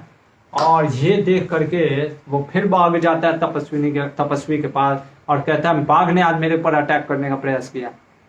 तपस्वी कहते कोई बात नहीं, मैं तुमको हाथी बना देता हूँ। और हाथी, जब उस हाथी, ये भी हाथी चिंघाड़ता है, वो भी चिंघाड़ता है, तो वो हाथी चला जाता है। इसके बाद जो शेर होता है, सिंह, जो कि वहां का राजा था, वो देखता है कि ओ आज तो बहुत बड़ा फीस्ट है, हाथी को मार करके 2-3 दिन का भोजन कर सकता हूँ। इस तरीके से वो अटैक करने के लिए आता है। इधर ये जो हाथी था, जो कुत्ता हाथी बना था, वो फिर आता है मुनि के पास और कहता है कि आज तो शेर मेरे ऊपर अटैक कर दिया है। और ये जब बोलता है ऐसे तो वो शेर उसको बना देते हैं। और जब उसको वो शेर बनाते हैं तब वो सोचता है, क्योंकि वो खूंखार हो जाता है, वो सोचता है कि मैं आप ही को खा लेता हूँ, जिससे कि क्या, मेरा पेट भर जाएगा। तो जब ऐसा वो कहता है तो तपस्वी समझ जाते हैं कि अरे तू तो क्रूर है, जिसने तुझे खिलाना, तुझे तेरी रक्षा की, उसी पे तू आज अटैक कर रहा है, इसलिए जा तो फिर से कुत्ता हो जा और उसको वहां से भगा देते हैं। यहाँ पर हम थोड़ा सा रुकेंगे और देखेंगे कि क्या चीज समझाना चाह रहे थे। तो भीष्म पितामह पहला चीज बता रहे थे कि जो दया होता है, कंपैशन, मटीरियल कंपैशन, कई बार लोग विक्टिम रोल प्ले करते हैं। अरे देखो मेरे साथ कितना अन्याय हुआ, मेरे साथ क्या अन्याय हो रहा है, मेरे को कोई दुख हो रहा है। या कई बार अगर उसको कोई प्रभु जी ने मार दिया तो वो दिखाता है कितना मेरे को दुख हुआ, मेरा देखो कितना हाथ पे चोट लगा है, दुख हो रहा है, कष्ट हो रहा है। ठीक है, क्यों? क्योंकि वो लोगों का सिंपैथी गेन करना चाहता है टीचर, कि हाँ देखो कि मैं, मतलब मेरे साथ कितना अत्याचार हुआ है। ऐसे लोग सिर्फ दया जो प्राप्त करना चाहते हैं दूसरों से हैं, वो वास्तव में हमें ये नहीं सोचना चाहिए कि वो पूरी तरीके से सही है। वो उनका मकसद कुछ और होता है, पर्पस, पहला चीज। इसलिए यहाँ पे भीष्म पितामह कहते हैं पहला चीज कि सिर्फ बाहरी ढोंग से जो रो रहा है, जो विक्टिम रोल प्ले कर रहा है, जैसे हम देखते हैं धृतराष्ट्र भी बार बार वो कहता था मैं अंधा हूं, मैं क्या कर सकता हूं, मैं अंधा हूं तो मैं क्या कर। अरे तुम अंधे हो, लेकिन भगवान ने तुमको बुद्धि भी तो दिया, जब तुमको समझाया जा रहा है तब क्यों तुम नहीं समझना चाह रहे हो। उसी तरीके से कुछ लोग कहते कि अरे हमारे साथ कितना अत्याचार, हमारे साथ कितना अत्याचार। आपके साथ अत्याचार हुआ, जैसे अष्टावक्र मुनि का मैंने आपको कथा सुनाया था। अष्टावक्र मुनि ने अपने पिता को जाके ये नहीं बोला कि मैंने इसको 8 जगह से टेढ़ा क्यों कर दिया। वो आगे बढ़ते हैं और वो भूल जाते हैं और अपने ही पिता का जो उनको 8 अंगों से टेढ़ा कर दिया था उसी का बदला लेने जाते हैं। तो आदमी को ग्रो करना चाहिए, ना कि उस सब जगह पे स्टिक हो जाना चाहिए, और सिर्फ पहाड़ी ढोंग से नहीं समझना चाहिए कि वो व्यक्ति सही है या गलत। दूसरा चीज, परखना, व्यक्ति को परखना में बहुत ही तत्पर होना चाहिए। और एक राजा को तो अपने जीवन में मंत्री या किसी को रखते वक्त बहुत परख के रखना चाहिए। जैसे कि हम देखते हैं कई बार लोग कहते हैं अरे हम तो अच्छे हैं, हमें तो कुछ नहीं, लेकिन उनकी अच्छाई तब पता चलता है। इसलिए हमारे श्रील प्रभुपाद जी ने एक स्टेटमेंट बोला है, the greatness of the great people can be measured और scene when how they act in such a provoking situation। जब आपको कोई ऐसा सिचुएशन आता है जिसमें आप प्रवोक हो रहे हो, उकसा रहे हो, तब आप देखो उस समय, जैसे खास करके एकादशी के उपवास आप अगर आप करते हैं तो उस समय कई बार हम जप करते हैं, और कुछ कई बार क्योंकि भोजन अगर हमने जबरदस्ती का उपवास किया है तो क्या होता है कि अगर कुछ मन ऐसे ही खराब रहता है, अगर कुछ हम देखते हैं कि कुछ इधर उधर लड़ाई हो रहा है तो और मन खराब हो जाता है, और कई बार हम उसमें हम भी लग जाते हैं हाथ पैर अपना साफ करने में। या उपवास करने के बाद कई बार हमारा उपवास रहता है कि हाँ मैं एकादशी का उपवास किया हूँ या इस चीज का, और जैसे ही द्वादशी का फीस्ट आता है एकदम टूट पड़ते हैं और खाने के ऊपर जैसे लगता है कि हमने इतना बड़ा तो अचीवमेंट पाया है वो उपवास करके। तो उस प्रकार से कई बार व्यक्ति को परखने में बहुत समय लगता है, और इसलिए जैसे वो जब तक उसको मौका नहीं मिला था शेर बनने का, हम देखते हैं कि वो क्या कर रहा था, एक प्रकार से कुत्ता, हाँ हाँ मैं तो बेकार हूँ, मैं तो मतलब कि बार बार वो दया भीख मांगते हुए आ रहा था।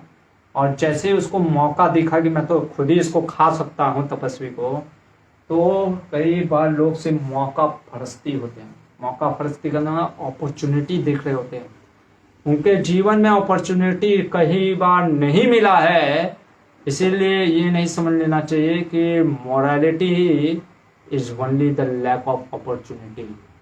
कि ऐसा नहीं कि हमको जीवन में कभी कुछ मौका नहीं मिला गलत कार्य करने का, तो जैसे होता है ना लाइफ में सब कुछ स्मूथ चल रहा है, अच्छा चल रहा है, तब आपको लगेगा सब अच्छे ही है, सब अच्छा ही है, लोग भी अच्छे दिखेंगे।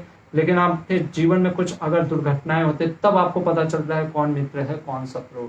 इसलिए यहाँ पे बोलते हैं भीष्म पितामह कि व्यक्ति को परखो पहले, फिर उसके अनुसार उसको रखो अपने राज्य में मंत्री की मंत्रणा लेने के लिए। ये नहीं कि देखा और बस स्टार्ट होगा। और यहाँ पे हम देखते हैं कि जब मौका मिला तो वो साधु पे ही अटैक कर देता है। तीसरा चीज वो ये बतलाते हैं कि जैसे ये जो कुत्ता था ये क्या था, तपस्वी के पास ही आया था। तपस्वी के पास मतलब कि वो ऋषि के पास आया था और उस ऋषि ने क्या किया, उसकी भलाई के लिए उसको एक जीवन दिया और उस भलाई का उसका जो ग्रैटिट्यूड है, जो कृतज्ञता है, उसको वो समझा नहीं। तो कई बार हमारे जीवन में भी कुछ लोग जो हमारे लिए बहुत कुछ करते हैं, अगर हम उनके उस चीज को कृतज्ञता ग्रेटफुलनेस नहीं रखते हैं तो हम उसको क्या लेते हैं, अरे उन्होंने तो किया ना, कौन सा बड़ा चीज कर दिया, वो उनका धर्म था। जैसे आजकल के बच्चे होते हैं, माता पिता का तो धर्म है हमारा सेवा करना, किसका, हम लोगों का अच्छा से देखभाल करना। और इस प्रकार से हम देखते हैं कि लोग ग्रैटिट्यूड की जो भावना है वो क्या होती है, वो खत्म होती चली जाती है। और ग्रैटिट्यूड की भावना खत्म होने की वजह से हमारे प्रति जो किसी ने उपकार भी किया हम उसके उपकार को समझते नहीं। इसलिए ग्रैटिट्यूड, कृतज्ञता की भावना जरूरी है, खास करके अगर हमें भक्ति में पढ़ना। और चौथा चीज जो कि श्रील प्रभुपाद जी इसी प्रकार से एक कथा सुनाते रहते हैं, तो वो कहते हैं कि व्यक्ति चाहे किसी भी योनि में चला जाए उसको दुख हमेशा ही मिलता रहता है। जैसे कि कुत्ता था, जैसे प्रभुपाद जी इसी कथा को वो चूहे के रूप में बताते हैं कि चूहा होता है, उसको बिल्ली से खतरा होता है, बिल्ली बनता है, बिल्ली से कुत्ता बनता है, कुत्ता से क्या बोलते हैं, शेर बन जाता है और फिर वो अटैक कर देता है, तो पुनः मुष्टि का भवा बोलते हैं वहां पे साधु। तो वहां पे श्रील प्रभुपाद जी निकालते हैं, कहते हैं कि हर एक समय व्यक्ति किसी भी योनि में चला जाए कहीं भी उसको दुख लगा ही रहता है। हमको लगता है कि वो तो बहुत अच्छा योनि होगा देवताओं का, या कई बार लोगों को लगता है कि अरे यहाँ पे प्रॉब्लम है, यूएस में प्रॉब्लम नहीं होगा, यूएस जाने का प्रयास करते हैं। कई लोग सोचते हैं कि वहां पे प्रॉब्लम नहीं होगा हेवनली प्लैनेट में, लेकिन हर जगह दुख सुख लगा हुआ है, क्योंकि ये भौतिक जगत ही द्वंद्व का जगत है। और कई बार हम ये भी माइथोलॉजिकली सोचने लग जाते हैं कि अरे सतयुग का तो मतलब होता था कि दुखी नहीं। आप देखो सतयुग में ही हिरण्यकशिपु आया, त्रेता युग में रावण आया, द्वापर युग में ये कंस आए। तो हर एक युग में अच्छे और बुरे लोग रहते थे। हाँ, उस समय जो अधिकतर लोग अच्छे होते थे, पर ये कहना कि उस समय कोई दुख नहीं था, कोई कष्ट नहीं था, वो आपको सिर्फ आध्यात्मिक जगत में मिलेगा। इस भौतिक जगत में हम उसको प्राप्त नहीं करते हैं। तो ये सब चीज बता करके भीष्म पितामह उनको ये समझाना चाह रहे थे कि व्यक्ति को परखो, व्यक्ति के परखने के बाद उसको समझ के उस पर सिर्फ उसके दया कि अरे वो रो रहा है।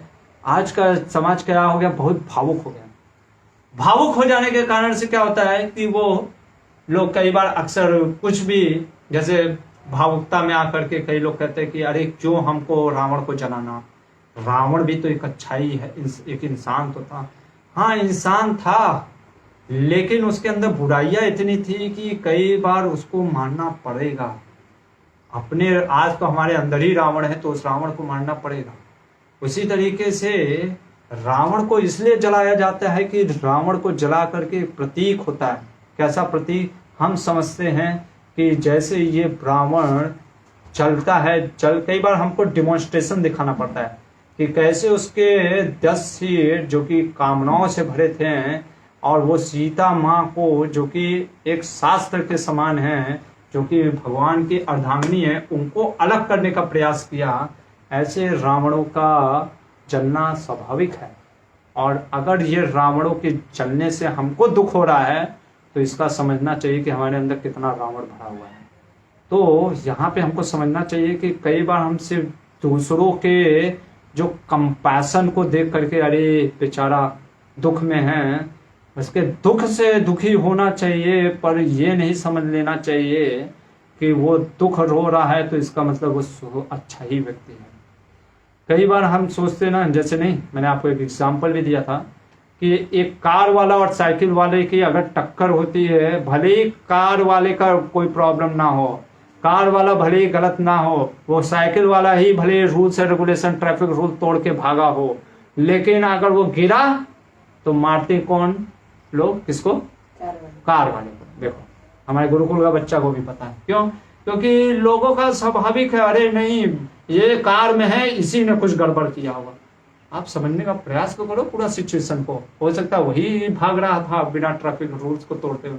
तो इसलिए भावुकता में ना आकर के, इसलिए शुरुआत में ही कृष्णदास कविराज गोस्वामी बार बार बोलते हैं, श्रुति स्मृति पुराण आदि पंचरात्र की विधि बिना एकांत की हरेर भक्ति उत्पादे वह कल्पते। हरि की भक्ति भी उत्पाद मचा सकती है हमारे जीवन और समाज में, अगर वो शास्त्रों पे आधारित ना हो। यह बताने के बाद इसी से जुड़ा एक कथा बताते हैं भीष्म पितामह। इसी चीज को समझाने के लिए और गहराई से, वो कुछ चीजों को समझाने के लिए 2-3 बार बताते हैं। और ये कथा है बाघ और सियार की। और बाघ और सियार की कहानी से कई बार ये स्टोरीज इतने अच्छे से हमको चीजें को बता देती है जो चीज शायद समझाने से नहीं समझ में आता है, और खास करके बच्चे को तो और अच्छे से समझ में आता है स्टोरी। तो इसमें भीष्म पितामह बताते हैं कि एक राजा थे, और वो राजा पुरिका नाम के एक नगर के, इन राजा का नाम होता है पौरिक। बहुत ही क्रोधी, बहुत ही अधर्मी, कपटी, और बिना बात के अपने प्रजाओं को अत्याचार करता था। जब इसकी मृत्यु हो गई, इसकी, ये राजा की, तो ये राजा क्या करते हैं, ये राजा की मृत्यु हो जाने के कारण उनको क्या मिलता है? गीदड़ का, सियार का शरीर। तो हमारे यहाँ भी जैसे नहीं, सियार लोग क्या करते हैं, रात को चिल्लाते हैं ऐसे कर करके। तो कल रात को तो इतने ज्यादा सियार यहाँ पे चिल्ला रहे थे, हमारे गुरुकुल के बच्चों ने कहा कि प्रभु जी लगता है आज ये लोग भी खुश हैं रावण के जलने के कारण। तो ऐसा होता है। तो हम देखते हैं कि क्या मैं बता रहा था, हाँ, सियार कि रावण जो ये राजा होता है वो गीदड़ बन जाता है, सियार हो जाते हैं। तो इनको, चूंकि राजा थे, कुछ अच्छे कार्य भी किए थे, जैसे कुआं चलाना या यज्ञ या ये सब चीज किया था इन्होंने अपने जीवन काल में। तो उस कारण से इनको कुछ तो ये लाभ मिल गया कि इनको अपने जीवन की पुनः जो पिछले जन्म की थी स्मृति याद थी। और इस कारण से जब वो याद आता है, उनको लगता है अरे मैं तो राजा था, मैं तो गीदड़ बन गया। क्यों गीदड़ बन गया? किस कारण से गीदड़ हो गया? क्योंकि मैं गलत कार्य में लगा था। और इस कारण से वो सोचते इस जीवन में मैं तपस्वी रहूंगा। जैसे हम देखते हैं श्रीमद् भागवतम में एक जड़ भरत जी की कहानी, जो कि श्रीमद् भागवतम के 5वें स्कंद में आती है। तो उसी प्रकार से ये गीदड़ होते हुए भी तपस्या में लगे रहते, शमशान में रहते थे, पर शमशान में रहने के बाद भी क्या करते थे? तपस्या करते थे। अभी स्वाभाविक है, जैसे आज भी आप समाज में देखोगे कुछ अच्छा करोगे तो लोग लेग पुलिंग करते हैं, अरे तो अच्छा कैसे हो सकता है। जैसे मेरे को याद है जब मैं शुरुआत पे कृष्ण भावना भावित ये सब चीजों में आया, जुड़ा, तो लोग कहते थे अरे तुम इतना अच्छा कैसे कर सकते हो, तुमको अच्छा होना ही नहीं चाहिए, अरे क्या ये सब मौज करो, पार्टी करो, एंजॉय करो, मस्त है जीवन, अरे आइसक्रीम की तरह है। तो लोग ब्लैक पुलिंग करते, खास करके सोसाइटी। और कई बार लोग कहते हैं अरे भक्ति करने का तो पूरा जीवन बचा है, अभी कौन इतना जहां जा रहा है, अभी तो मौज करने चाहिए। तो इस प्रकार से उसी के गीदड़ के जो लोग थे वो लोग कह गए अरे भाई तू क्या ये सब तपस्या में लग गया, अभी से घास फूस खा रहा है, मस्त खा अपना आराम से। और एक तो तू शमशान में रह रहा है, ठीक है, शमशान जैसे खतरनाक जगह में रह रहा है, दूसरा चीज तू खा नहीं रहा, ठीक है चल कोई बात नहीं, हम तू नहीं खा रहा है तो हम तुमको हमारे लिए लेके आते हैं मांस वास। तो कई बार जैसे नहीं कॉलेज डेज में लोग होते हैं, ठीक है ना, कहते कोई बात नहीं, हम तुमको फ्री का दारू पिला रहे हैं, फ्री का सिगरेट पिला रहे हैं। पहले वो फ्री का ही देते, बाद में वो फ्री। हाँ, आपको जब नशा लग जाता है तो फिर आप खुद ही पागल हो जाते हो, चोरी करने लग जाते हो। तो इसी प्रकार से गीदड़ उसको फ्री का दे रहे होते, पर अच्छा बच्चा था, श्रील प्रभुपाद जी की शायद उसने भी कुछ पुस्तक प्राप्त कर लिया होगा। तो गीदड़ कहता है देखो शमशान में रहूं या कहीं भी रहूं, अभी एक बात बताओ, कोई चोरी करके ये साधु का वेश धारण कर ले तो क्या पुलिस उसको पकड़ती नहीं है? क्या पकड़ती है ना। उसी तरीके से वो गीदड़ कहता है कि व्यक्ति चाहे कहीं पे भी हो, उसके कर्म क्या है वो देखना चाहिए। जैसे हम आजकल देखते हैं लोग हार्वर्ड यूनिवर्सिटी से पढ़ के आते हैं, खास करके वेस्टर्न इंडोलॉजिस्ट जो लोग होते हैं, जो थिंकर होते हैं, क्या कल इतना बड़ा बड़ा चीज लिख रहे थे ट्विटर पे, कह रहे थे कि देखो राम ने बैनिश कर दिया सीता को, और अपना अपना लॉजिक दे रहे थे कि शास्त्र के अनुसार कि हम उनको वर्शिप कर रहे हैं जिन्होंने सीता वोमेन के साथ अत्याचार किया। अभी सीता जी ने कभी ऐसा बोला नहीं कि उनके साथ अत्याचार किया, और कभी हमने शास्त्र पढ़ा नहीं वाल्मीकि रामायण की, क्यों ऐसे। अब उनको पढ़ाने जाओ, उनको अगर ट्वीट करके आंसर दो तो वो कहते हैं no you are influenced by the Brahmanical sages, ब्राह्मण समाज से। अब ब्राह्मण समाज कहाँ पे आ जाता है? तो ऐसे लोग जो कि मतलब कि एक तो प्रोपेगेंडा, इन लोग का क्या होता है ना, ये ऐसा प्रोपेगेंडा मचाते हैं, इनको कुछ समझाओ तो ये सुनना भी नहीं चाहते हैं, सुनना भी नहीं चाहते हैं। और क्या करते हैं, आप उनको कुछ बताना भी चाहो तो वो बताएंगे भी नहीं। और ये लोग गलत गलत चीज फैलाते रहेंगे कि ये कैसे गलत हुआ, कैसे सब चीज गलत करने का प्रयास किया, और उनको क्या होता है वो भूल जाते हैं। हम लोग पूरा मतलब इसी चीज को सुनते रहते हैं, सुनने के कारण से हम भी क्या हो जाता है उस चीज में प्रभावित हो। तो यहाँ पे हम देखते हैं कि पर गीदड़ को जब ऐसे उसके बाकी सियार लोग प्रभावित कर रहे होते हैं तो वो क्या कहता है, मैं प्रभावित नहीं होने वाला, मैं मानता हूं यही सही है। और जब वो इस प्रकार से गीदड़ लगा हुआ होता है तो वहां के शेर को पता चलता है राज के, और राजा जो शेर होता है वो कहता खुश हो जाता है, मोगैम्बो खुश हुआ, तो खुश हो जाता है और कहता है, वो स्वयं आता है गीदड़ के पास और कहता है मैं तुम्हारे इस तपस्या से खुश हूं, आज से तुम मंत्री पद के लिए सुशोभित होते हो, चलो मेरे साथ। गीदड़ कहता है सुनो मेरे को मंत्री नहीं बनना है। कहता क्यों नहीं बनना है? अरे भाई पोस्ट मिल रहा है मिनिस्टर का, सोचो वो भी घर आए बैठे बैठे आपको मिनिस्टर का पोस्ट मिल जाए तो कितनी बड़ी बात है। वो कहता है नहीं मेरे को नहीं बनना है। कहता क्यों नहीं बनना है? कहता इसमें बहुत वो प्रॉब्लम है। क्या प्रॉब्लम है? प्रॉब्लम नंबर 1, ठीक है, मैं गलत कार्य करूंगा नहीं, और गलत नहीं करूंगा तो बाकी जो गलत करेंगे उनके लिए मैं गलत हो जाऊंगा, वो आपको कानाफूसी करेंगे। प्रॉब्लम नंबर 2, ठीक है, आप हैं बाघ, आप हैं शेर, किसी दिन आपको एक क्रोध आ गया, आपने मेरा ही भोजन कर लिया तो भाई सिंपल सा चीज है। कई बार हम नहीं देखते नहीं है, जैसे बहुत ज्यादा भूखा रहता है व्यक्ति, तो बहुत भूखा रहता है तो कुछ भी मिलता है तो कई बार वो कुछ भी खा लेता है, तो आप मेरे को खा लिए तो इसलिए मैं आपके पास नहीं सेवा कर सकता, सॉरी। शेर कहता है सुनो मैं तुमको वचन देता हूं, मैं चाहे किसी भी स्थिति में हूं, गुस्सा भी आया पर मैं तुम्हारे ऊपर क्रोध नहीं करूंगा, तुमको खाऊंगा नहीं। शेर कहता है ठीक है, पर मेरा एक और शर्त है। कहता क्या शर्त है?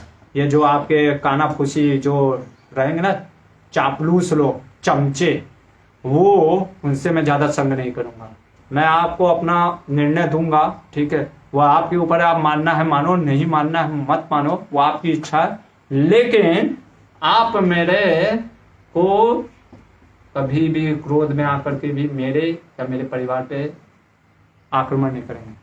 कहता है रेडी हो जाता है, इधर वो चला जाता है मंत्री। अभी ये था एकदम शुद्ध, एकदम जैसे स्ट्रेट IAS ऑफिसर, कि जिसको कुछ भी लेना देना नहीं, कोई भी चोरी चमारी से कुछ भी नहीं। बाकी सबको लगता है अरे भैया इसको नहीं दिया तो ये तो भांडा फोड़ करेगा। तो बाकी सब उसके जो पहले से राजा के सेवक होते कहते सुनो तुम भी बांट के खाओ, हम भी बांट के खाते हैं, मिल बांट के खाएंगे, भाई भाई हैं, ठीक है। जब ऐसे बोलते हैं वो सियार कहता है मेरे को कुछ नहीं सुनना है, आपको जितना खाना खाओ, राजा मेरे से पूछेगा किसने खाया तो मैं बस आंसर दूंगा।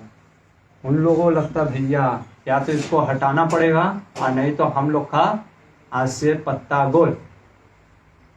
यहाँ पे फिर वो लोग मंत्रणा करते हैं और क्या करते, एक बार शेर ने कुछ मांस जो था मार करके रखा था, वो मांस को ये लोग चोरी कर लेते हैं और जा करके गीदड़ के यहाँ रख देते घर में। अभी शेर एकादशी का जैसे ही उपवास करके आया हुआ होगा, द्वादशी का फीस्ट पारना तोड़ने का समय था, तो आया। अभी जैसे हमने द्वादशी के पारना के समय एकदम इंतजार कर रहे होते, खास करके निर्जला एकादशी के बाद देखते रहते समय हो गया, कब आएगा पारना का समय, कब हम पानी लेंगे, कब हम प्रसाद ग्रहण करेंगे। तो उस तरीके से शेर भी जब आया भूखा प्यासा और देखता है कि उसका जो मांस था वो गायब, वो कहता है सेवकों को कहाँ गया सारा मांस। तो सेवक कहते हैं कि वो तो गीदड़ के यहाँ है। कहते गीदड़ के पास कैसे चला गया। कहते कि अरे वो महाराज ढोंगी है, वो बस दिखाता है कि मैं बहुत बड़ा साधु हूँ, धर्मात्मा। देखो कितना मतलब कि लोग कहाँ कहाँ तक जाते हैं, जो ढोंगी होते हैं, जो पाखंडी होते हैं, कहाँ कहाँ तक जाते हैं। हम देखेंगे, लेसन भी देखेंगे इस सब चीजों से। तो क्या होता है जब ये गीदड़ बोलता है कि अरे उसने ले करके, बाकी जो सेवक होते हैं वो गीदड़ ढूंगी है, दिखावा कर रहा है, उसने मांस ले लिया। और जब ये राजा सुनते हैं, राजा क्रोधित हो जाता है और क्रोध में आने के बाद कहता है कि उसको अभी मृत्यु दंड देना चाहिए, राज मृत्यु दंड, जाओ उसको पकड़ के ले और मृत्यु दंड उसको दिया जाएगा।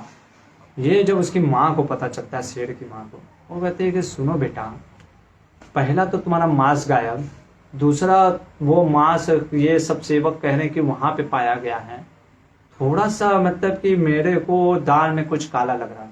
और राजा को कभी भी निर्णय बिना सोचे समझे नहीं लेना चाहिए, तुमको इसका इंक्वायरी करना चाहिए कि क्या सही है क्या गलत है। जब तक सही और गलत का निर्णय नहीं पता चलता दोनों पक्षों का, हमें निर्णय नहीं लेना चाहिए। कई बार हम जैसे होता है ना, दो बच्चों का लड़ाई होता है, ठीक है, तो कई बार हर बच्चा अपना ही स्टोरी बताता है और वो भी बढ़ा चढ़ा के बताएगा कि प्रभु जी मेरा साथ ऐसा हुआ है, प्रभु जी मेरा साथ ऐसा किया, ठीक है। और वो बच्चे से तो पूछो तो वो कहेगा प्रभु जी उसने ऐसे किया, उसने ऐसे किया। इसलिए जो लीडर्स के पोजीशन में हो, चाहे वो घर में, चाहे वो टीचर हो, चाहे वो समाज में, उसको दोनों पक्ष को सुनना चाहिए। दोनों पक्ष को सुनने के बाद उसमें इतनी समझ होनी चाहिए कि जिससे वो समझ सके कि कौन सही बोल रहा है, कौन गलत बोल रहा है, और तब उसको निर्णय लेना चाहिए। क्योंकि एक चीज को अगर सुन करके हम निर्णय लेंगे तो शायद हम गलत भी निर्णय ले सकते हैं। और जब ये इसकी माँ से सुना तब राजा सोचता है शेर का, तब तो सही बात है। और पहले का अगर बैकग्राउंड देखा जाए उसका, तो पहले तो अच्छा था, गीदड़ अचानक से कैसे हो गया। तो ये सब चीज गीदड़ को पता था कि उसके साथ ऐसा ऐसा मंत्रणा किया गया, पर वो कुछ बोलता नहीं। और जब राजा को पता चलता है कि ये सारे सेवकों की चापलूसी थी, वो था क्या बोलते हैं, इनका सारा षड्यंत्र था, तो वो क्या करता है, उनको ही सेवकों को मरवाता है और दंड देता है उनको।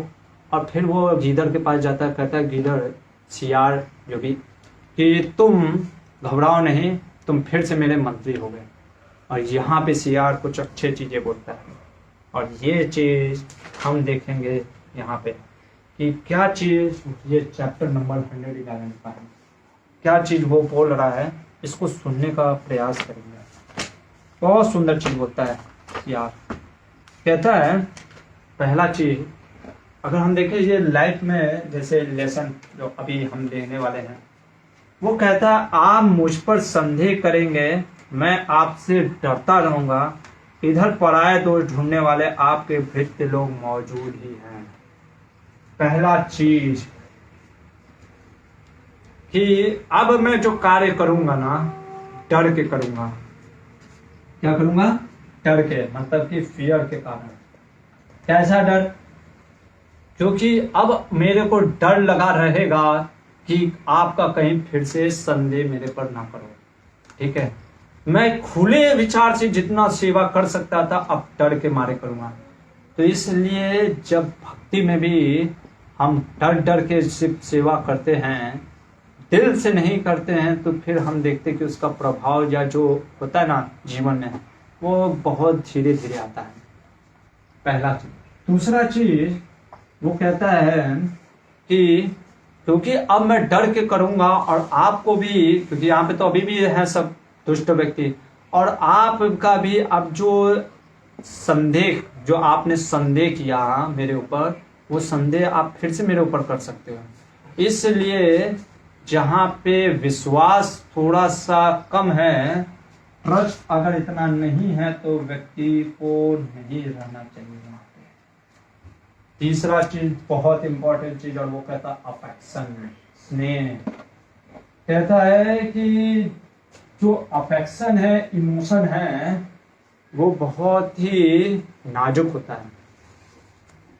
बार बार अगर इमोशन टूटे, बार बार अगर कहीं प्रेम टूट रहा है, कहीं भी किसी भी अवस्था में बार बार अगर हम टूट रहा है प्रेम, तो जैसे होता है ना लीकेज, जैसे मैंने लास्ट टाइम बताया था, क्ले पॉट, मिट्टी का बर्तन, मिट्टी के बर्तन में अगर क्रैक पड़ जाए तो उससे लीकेज, पानी बहने लगता है। ठीक है, उसी तरीके से जहां जो संबंध में बार बार संबंध टूट रहा है, वो वास्तव में वहां पे प्रेम है ही नहीं, समझना चाहिए। क्यों? क्योंकि बार बार अगर थोड़े से मिसअंडरस्टैंडिंग से कारण से अगर जहां पे आप संबंध तोड़ने को यहाँ पे देखते हैं, जैसे राजा शेर मृत्युदंड, एक तरीके से हम समझ सकते हैं कि संबंध तोड़ने का प्रयास कर रहे हैं। तो अगर लाइफ में भी अगर हमारा कोई भी संबंध, चाहे हस्बैंड वाइफ हो, चाहे ब्रदर सिस्टर का, चाहे टीचर स्टूडेंट का, एक छोटे से इंसिडेंट के ऊपर या किसी एक ऐसी चीज को देख करके सिर्फ हम बार बार उस पर संदेह करें और संबंध को तोड़ने का प्रयास करें, तो समझ लेना कि वहां पे प्रेम हुआ ही नहीं है। और जहां प्रेम नहीं है, जहां स्नेह नहीं है, जो वो प्रेम की परिभाषा है ही नहीं। वो कहता है कि प्रेम का बंधन बड़ी कठिनाई से टूटता है, पर जब वह एक बार टूट जाता है तब बड़ी कठिनाई से जुट पाता है। जो प्रेम बार बार टूटता है और जुड़ता रहता है, उसमें स्नेह नहीं होता है। जो बार बार जो टूट रहा है और जो बार बार जो जुड़ रहा है, समझना चाहिए कि उसमें स्नेह नहीं है। वो सिर्फ और सिर्फ ऐसे ही प्रेम चल रहा है, मतलब गाड़ी ऐसे ही बढ़ाने का प्रयास किया जा रहा है। तो यहाँ पे और वो बोलता है एक और चीज, ऐसा मनुष्य कोई एक ही होता है जो अपने या दूसरे के हित में रह न कर स्वामी के हित में ही संलग्न दिखाई देता हो, क्योंकि अपने कार्य की अपेक्षा रखकर स्वार्थ साधन का उद्देश्य लेकर प्रेम करने वाले तो बहुत होते हैं। बहुत इंपॉर्टेंट चीज, लाइफ में आपको बहुत कभी लोग ऐसे मिलेंगे जो कि निस्वार्थ भाव से आपके लिए कुछ कर रहे होंगे, और अगर ऐसे निस्वार्थ भाव का व्यक्ति अगर आपके जीवन में है कोई, तो उसको कभी खो नहीं, क्योंकि हर कोई आपके साथ जुड़ा है कुछ स्वार्थ के लिए। लेकिन अगर कोई निस्वार्थ भाव से जुड़ा है तो उसको कभी खोना नहीं चाहिए, और उस पर कभी संदेह संदेह करना नहीं चाहिए। क्योंकि पहला चीज, अगर कोई निस्वार्थ भाव से, हमें समझना चाहिए अगर उसने कुछ जीवन में गलती किया तो क्यों किया, क्योंकि ये भौतिक समाज है, वहां पे गलती होगा, लेकिन उस गलती को देख करके हम ये सोच ले उसके निस्वार्थता पे हम क्वेश्चन उठा दें कि वो स्वार्थ के अनुसार कर रहा है, तो हम ऐसे व्यक्ति को खो देते हैं। उसके बाद बोलता है, योग्य मनुष्य को पहचानना राजाओं के लिए अत्यंत दुष्कर है। ध्यान दीजिएगा, बहुत इंपॉर्टेंट चीज, योग्य मनुष्य को पहचानना राजाओं के लिए अत्यंत दुष्कर है, क्योंकि उनका चित्त चंचल होता है। यानी चंचल व्यक्ति जिसका माइंड फ्लिकर कर रहा है, वो पहचान नहीं सकता किसको, अच्छे और बुरे को। इसीलिए शास्त्रों में श्लोक आता है, जो मन के रथ पे बैठा हुआ है, जो मनोरथे ना है, जो मन के रथ से चल रहा है उस पे कभी भरोसा मत करो।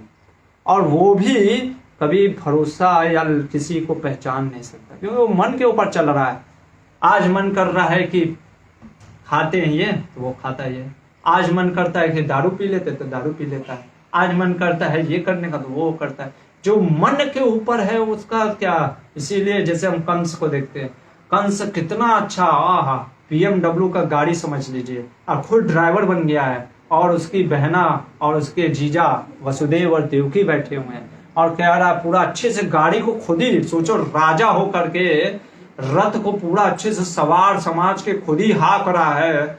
और मतलब एक तरीके से आज के सिचुएशन में सोचो कि एक बहुत बड़ा रिच आदमी खुद ही से पूरा मतलब गाड़ी को साफ करता है, और गाड़ी को साफ करने के बाद पूरे अच्छे तरीके से अपनी सिस्टर और वो जो ब्रदर इन लॉ उनको बैठा करके ऐसे जा रहा है। और जैसे ही कंस सुनता है कि ये जो तुम्हारी बहन का ही पुत्र तुम्हारा वध का कानून होगा, वो निकाल लेता है AK-47, ठीक है, और सोचता है कि मार देते हैं। सोचो, अभी सोच रहा था, अभी पिज्जा और बर्गर खिला रहा था पीछे, अरे लो लो लो सिस्टर, पिज्जा बर्गर खाओ। और फिर जैसे ही सुना कि उसी के कारण प्रॉब्लम होगा, निकाल लिया पिज्जा बर्गर, फेंका का अब AK-47 लो। तो ऐसे लोगों का फिर आप सोचोगे, अरे इसलिए हम लोग कई बार कहते हैं, अरे प्रभु जी वो तो इतना मतलब कि सही था, पर ऐसे कैसे, हमको समझना चाहिए। यही बोला जा रहा है कि जिसका मन चंचल है, रथ पे चल रहा है, उसको समझना बहुत मुश्किल है, और वो व्यक्ति भी नहीं समझ सकता। इसीलिए शास्त्र को कोई पढ़ा रहा है, अगर आपको कोई शास्त्र समझा रहा है ना, ऐसे ब्राह्मणों को दान, यहाँ पे कितना बार बोला है क्या भीष्म पितामह ने, और गृहस्थ धर्म का भी वर्णन किया है। जब मैं पढ़ रहा था, मैं सोच रहा था इतना दान की चर्चा क्यों करते हैं, और वो भी वेद शास्त्रों पढ़ने वालों को दान क्यों।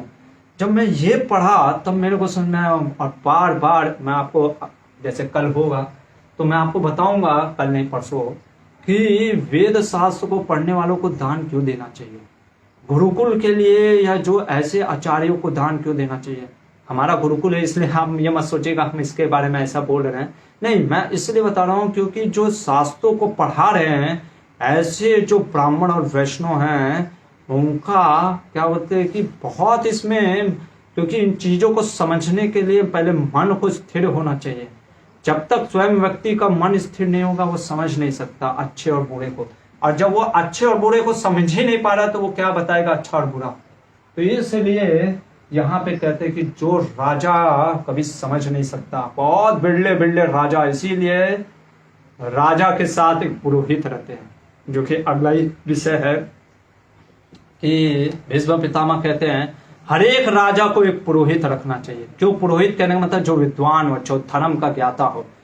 ये सिर्फ राजा के लिए नहीं, आज के समाज में भी हमें, अगर हमारे जीवन में कोई ऐसा व्यक्ति नहीं है जो कि हमको ज्ञान से समझा सके, हमें समझना चाहिए हमारा जीवन अधूरा है।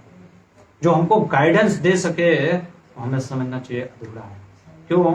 क्योंकि अगर हम सिर्फ अपने मन पे विचार से, मन के अनुसार अगर सोचेंगे सही है, तो आप शायद गलत डिसीजन भी ले लोगे। और इसलिए यहाँ पे कह रहे हैं कि पहचानना, व्यक्ति की पहचान अगर करनी है अच्छे और बुरे की, तो पहले मन को स्थिर करना पड़ता है, और जब तक मन स्थिर नहीं होगा पहचान नहीं सकते। मनुष्य उत्कर्ष और अपकर्ष अकस्मात होते हैं। वाह क्या चीज बोला है, उन्नति और अवनति। मतलब मनुष्य जो होता है, कई बार क्या होता है, अपकर्ष और उत्कर्ष अकस्मात होते हैं। किसी का भला करके बुरा करना और उसे महत्व देकर नीचे गिराना, यह सब ऊंची बुद्धि का परिणाम है। क्या कहने का मतलब यहाँ पे बोल रहे हैं, बहुत सुंदर। क्या बता रहे हैं कि ये देखो, सोचो एक सियार बोल रहा है शेर को, ठीक है। क्या बता रहा है कि व्यक्ति कई बार decision on the present context पे लेता है। प्रेजेंट कॉन्टेक्स्ट कहने का मतलब है, आज मेरे साथ इसने गड़बड़ किया, ठीक है, हम इसके सारी अच्छाइयों को भूल करके सोचते हैं ये तो खराब है, हम उसके एक इंसिडेंट को, जो कि वो भी प्रेजेंट कॉन्टेक्स्ट के, हम उस सिचुएशन को देख करके उसके कैरेक्टर पे लगा देते हैं, ये खराब है। यानी जब तक वो हमारा सेंस ग्रेटिफिकेशन या मतलब एक प्रकार से जब तक वो मेरा हाँ में हाँ मिला रहा था तब तक ठीक था, जैसे ही हाँ में ना किया हम उसको गलत समझ लेते हैं। या कोई इंसिडेंट हो जाता है, अगर वो इंसिडेंट एक बार कोई बच्चा कोई गलती करता है और उस चीज को हम ये ले ले कि अरे ये बच्चा तो ऐसा ही है, या उस व्यक्ति के चरित्र पे ऐसे ही कर देते हैं कि अरे ये तो ऐसे ही है, तो शायद हम उसको सुधरने का मौका नहीं दे रहे, या हम उसके चरित्र पर कैरेक्टर पे क्वेश्चन ही उठा दिए।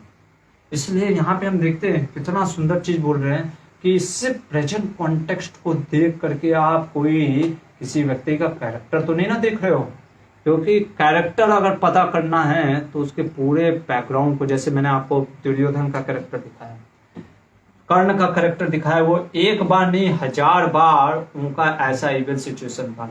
और आप अगर युधिष्ठिर महाराज के एक कैरेक्टर को ले लोगे, अरे उन्होंने गैम्बलिंग खेल दिया और वो धर्म से एकदम बेधर्म कर दो, और चूंकि उन्होंने क्यों खेला ये समझने का प्रयास नहीं किए, राम ने सीता को बैनिश कर दिया, क्यों किया ये समझने का प्रयास नहीं किया, और उस कैरेक्टर को लेकर के हम राम को रावण के जैसा बना दें, और रावण को कि रावण राम महान थे क्योंकि वो महादेव की पूजा किया, तो आप नहीं समझ पा रहे। फिर हम नहीं समझ पा रहे, इसीलिए साधु संतों की बहुत जरूरत पड़ती है जो ये समझा सके कि सिर्फ और सिर्फ धर्म प्रेजेंट कॉन्टेक्स्ट पे नहीं चलता है, पास्ट और प्रेजेंट और फ्यूचर सब देखना होता है।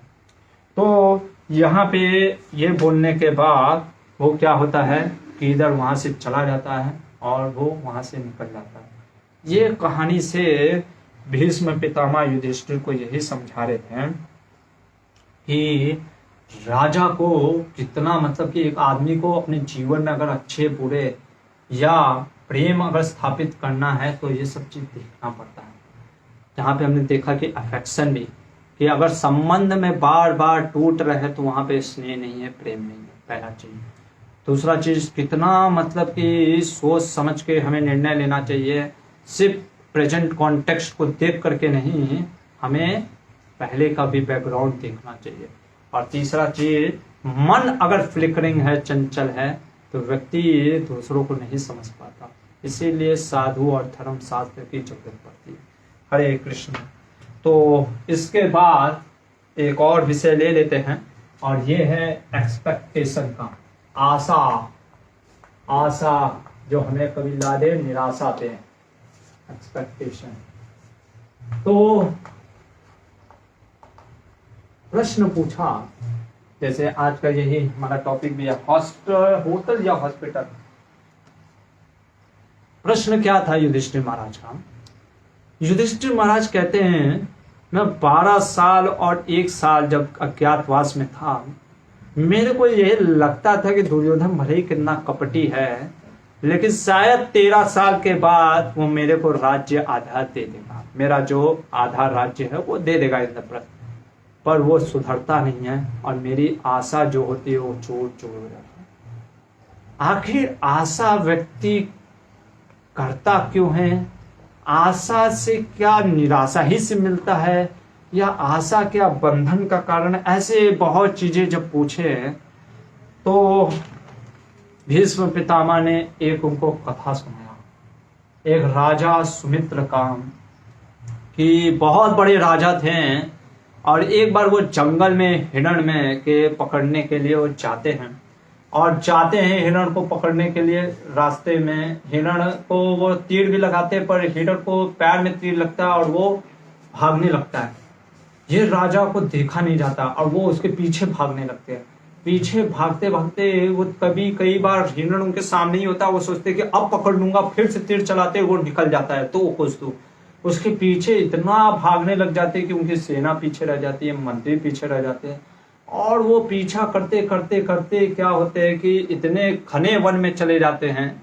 घने वन में जाने के कारण उनको एक वहां पे वन में ही एक आश्रम मिलता है, और आश्रम में जा करके वो पूरे भूखे प्यासे, पूरे एकदम, उनको वो हिरण नहीं मिलता। वो जब वहां पे पहुंचते हैं आश्रम में और देखते हैं उसको, वहाँ पे मुनि लोग वहाँ पे यज्ञ तपस्या कर रहे होते हैं, तो उनसे पूछते हैं जितना मेरे को मन में दुख अपने इस आशा था कि मैं हिरण को पकड़ लूंगा उससे हो रहा है, इतना मेरे को भूख और प्यास से नहीं हो रहा है। और वो कहते हैं आखिर आशा ऐसा बांध क्यों देता है लोगों को। आशा ऐसा चीज है, जैसे हम भी कई बार इस भौतिक जगत को होटल समझ लेते हैं। होटल में क्या होता है, हम जाते हैं, वहाँ पे मेनू कार्ड होता है, मेनू कार्ड देखते हैं, ऑर्डर करते हैं, हाँ ये ले आओ पनीर बटर मसाला, 4 नान लेके आओ, कुलचा लेके आओ, ठीक है, ज्यादा नहीं बोलता हूँ, आज एकादशी है। तो इस तरीके से हम ऑर्डर दिया करते हैं कि अरे कुछ तो लेके आओ। और जब ऑर्डर हमारा जब हम देखते हैं, पर भौतिक जगत में ऐसा होता नहीं है, लाइफ में ऐसा होता नहीं, खास करके रिलेशनशिप में हम सोचते कि सब कुछ मेरे जैसा हो, पर वो चलता नहीं है, हमारे कंट्रोल में रहता नहीं है। चाहे कई बार हमारे जो लोग जो हैं जिनसे हम कनेक्टेड है वो हमारे जैसा कार्य करते नहीं, तो फिर हम फ्रस्ट्रेट हो जाते हैं, हम कहते हैं अरे क्या है ये, हमने जो बोल रहे वो हो नहीं रहा है। तो हमको समझना चाहिए कि अगर हम इस जगत को होटल समझ करके इस पे एक्सपेक्टेशन करेंगे कि हर कुछ हमारे अनुसार चले, मेनू कार्ड हम देंगे और ऑर्डर देंगे और सब चीज हमको प्रोवाइड हो जाए, क्योंकि होटल में आदमी क्या जाता है एंजॉयमेंट पर्पस के लिए, कि एंजॉय करने के लिए। उसी तरीके से जब व्यक्ति इस भौतिक जगत में सिर्फ ये सोचता है कि मैं यहाँ पे भोग करने के लिए आया हूँ, और जब उसको भोग के साथ बाद उसको निराशा लगता है, तब उसका दिमाग चक्रित हो जाता है। और उसको समझना चाहिए ये होटल नहीं, ये हॉस्पिटल है। हॉस्पिटल में हम मेनू कार्ड नहीं होता है, वहाँ पे हम क्यों जाते हैं, डॉक्टर हमको एक सजेस्ट करता है। क्या सजेस्ट करता है, हाँ आपको ये खाना होगा, आपको ये मेडिसिन लेना होगा। हाँ कई बार हॉस्पिटल में भी जाते हैं तो वहाँ पे भी एसी रूम रहता है, बड़ा सा प्लाज्मा टीवी रहता है, एलईडी का टीवी रहता है, ठीक है, और क्या रहता है, अच्छा एकदम बेड रहता है। पर इसका मतलब ये नहीं समझ लेना चाहिए कि होटल हॉस्पिटल में हम आए उस चीज को एंजॉयमेंट के लिए। मेन पर्पस क्या होता है हॉस्पिटल में जाना, क्यों जाते हैं, किस लिए जाते हैं हॉस्पिटल, अस्पताल, खाने के लिए, हॉस्पिटल में खाने के लिए जाते हो, हॉस्पिटल में इलाज करवाने के लिए। हाँ हॉस्पिटल में हम जाते हैं वहाँ पे ट्रीटमेंट के लिए, ठीक है ना कि खाने के लिए नहीं जाते। खाने के लिए तो होटल में जाते हैं, तो हॉस्पिटल में इलाज कराने के लिए जाते हैं, क्योर होने के लिए, ठीक है। और जब हम जानते हैं और हम एक प्रकार से जब सपोर्ट करते हैं डॉक्टर को, तो हम क्या होते हैं, क्योर होते हैं। अभी कोई कह सकता है प्रभु जी पर हम तो यहाँ पे कोई हमको सीख हुआ नहीं है, हम क्यों हॉस्पिटल, क्यों, कैसा हमारे को किस चीज का रोग लगा है, भोग भोगने की, भोग की इच्छा होती है।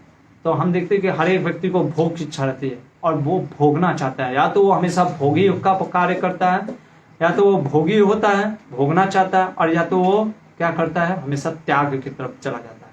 जब ज्यादा भोग लेता है तो त्यागता है, और जब त्याग से मन उब जाता है फिर वो भोगना चाहता है। तो इस प्रकार का जो रोग हमें लगा है, जो इस प्रकार का रोग है भोग का, वो भोग के रोग को ही हमको सेवा में बदलना है। इसलिए हम इस भौतिक जगत में आए हुए हैं, और इसलिए भगवान, और हम देखते हैं खास करके ये जो मॉडर्न टेक्नोलॉजी है, खास करके मॉडर्न जो सिनेरियो हो गया, कई बार एक जैसे मैंने बताया भी होगा कि एक स्टूडेंट था, उसने बोला भी कि प्रभु जी कितना मतलब कि आज का जनरेशन या मॉडर्न टेक्नोलॉजी हमारा लेस और लेस कर रहा है। क्या चीज, जैसे हमारा की जो हो गया है, जो कार का वो कीलेस हो गया है, ठीक है, कम्युनिकेशन वायरलेस हो गया है, फूड हमारा फैटलेस हो गया है, कुकिंग हमारा फायरलेस हो गया है, शुगर हमारा स्वीटलेस हो गया है। तो हर चीज लेस लेस हमारा हो रहा है जीवन में। मैंने कहा बहुत चीजें और भी लेस हो रही है। हमारा एटीट्यूड क्या हो गया है, केयरलेस। हमारा जो आर्गुमेंट हो गया वो बेसलेस हो गया है। जो जॉब है, जो यूथ है वो जॉबलेस हो गया है। सैलरी लेस और लेस हो गया है। नीड एंडलेस हो गया है। रिलेशनशिप मीनिंगलेस हो गया है। लाइफ क्या हो गया है, होपलेस हो गया है, क्योंकि हम गॉडलेस हो गए। तो जब व्यक्ति धर्म और भगवान को छोड़ देता है, तो हम देखते हैं कि ये सब मॉडर्न टेक्नोलॉजी भी क्या होता है आजकल इतना ज्यादा हमको बढ़ावा देता है ये सब चीजों को कि ओ यू आर इन कंट्रोल, हमारे कंट्रोल में है, हम हर चीज को कंट्रोल में कर सकते हैं। लेकिन जब हम अनकंट्रोल हो जाता है, जब मैन या जो रिलेशनशिप में हम देखते हैं जब लोग हमारे अनकंट्रोल में हो जाते हैं, तो हमें क्या आता है, डिप्रेशन आता है, लाइफ में प्रॉब्लम आता है, ठीक है, तो इस प्रकार से यहाँ पे हम देखते हैं, ये चीज बताते हैं भीष्म पितामह की आशा का मुख्य जो दुख का कारण है, आदमी को दुर्बलता क्या बना देता है, आशा। और चैतन्य महाप्रभु भी क्या कहते हैं, तेनादपि सुनी चेना तरोरपि सहिष्णुना अमानिना मान देना कीर्तनिया सदा, कि हम हमेशा सोचते हैं कि हमको ये मान देना चाहिए, और जब हमको रिस्पेक्ट और ऑनर नहीं मिलता है तो हम गुस्सा हो जाते हैं, अरे हमको रिस्पेक्ट ऑनर क्यों नहीं दिया। तो इसलिए भौतिक जगत को हमें होटल ना समझ करके हॉस्पिटल समझना चाहिए, जिससे कि हम इन चीज़ों से उठ सके हैं। और क्योंकि कई बार हमारे जो एक्सपेक्टेशन होते हैं लाइफ के, वो हमारे जीवन के सामने नहीं आ जाना चाहिए। Don't make your life expectation to come in your the way of life. आपके जीवन के रास्ते में ये जो एक्सपेक्टेशन है ये आ ना जाना चाहिए, जिससे कि आप अपने जो जीवन की जो दृष्टि है, मार्ग दृष्टि से आप भटक करके कहाँ लग जाओ, गलत जगह पर लग जाओ। तो इसलिए यहाँ पे हम देखते हैं कि व्यास ये भीष्म पितामह बताते हैं कि व्यक्ति को इतना भी आशा नहीं बांध लेना चाहिए, जैसे कि इस कहानी से बताया था कि कई बार आशा के टूटने का इतना दुख होता है व्यक्ति को कि उससे रहा नहीं जाता। कल संडे है, परसों मंडे है। मंडे को हम बहुत ही विशेष कथा देखने वाला है, ऐसा कथा जिसमें भीष्म पितामह ने आपत्ति धर्म में एक ब्राह्मण कैसे कुत्ते के मांस के लिए दौड़ पड़ता है, और वो भी कोई विशेष ब्राह्मण है। क्या ब्राह्मण को कुत्ते के मांस के लिए दौड़ना चाहिए था? क्या ब्राह्मण को, और वो चंडाल ब्राह्मण को समझाता है कि तुम कुत्ते के मांस के लिए क्यों दौड़े? क्या ब्राह्मण इतना नीचा गिर गया था? ऐसे कई बार परिस्थिति आ जाती है जीवन में, जैसे हमने बताया कि जब खाने को नहीं होता है तो व्यक्ति कई बार कुछ ऐसी चीजें भी दौड़ जाता है। और खास करके ब्राह्मण जो कि वेदों को जानता है, वो भी कोई हम देखेंगे विशेष ब्राह्मण है। ऐसा क्यों हुआ देखते हैं सोमवार को। हरे कृष्ण। श्रील प्रभुपाद की जय।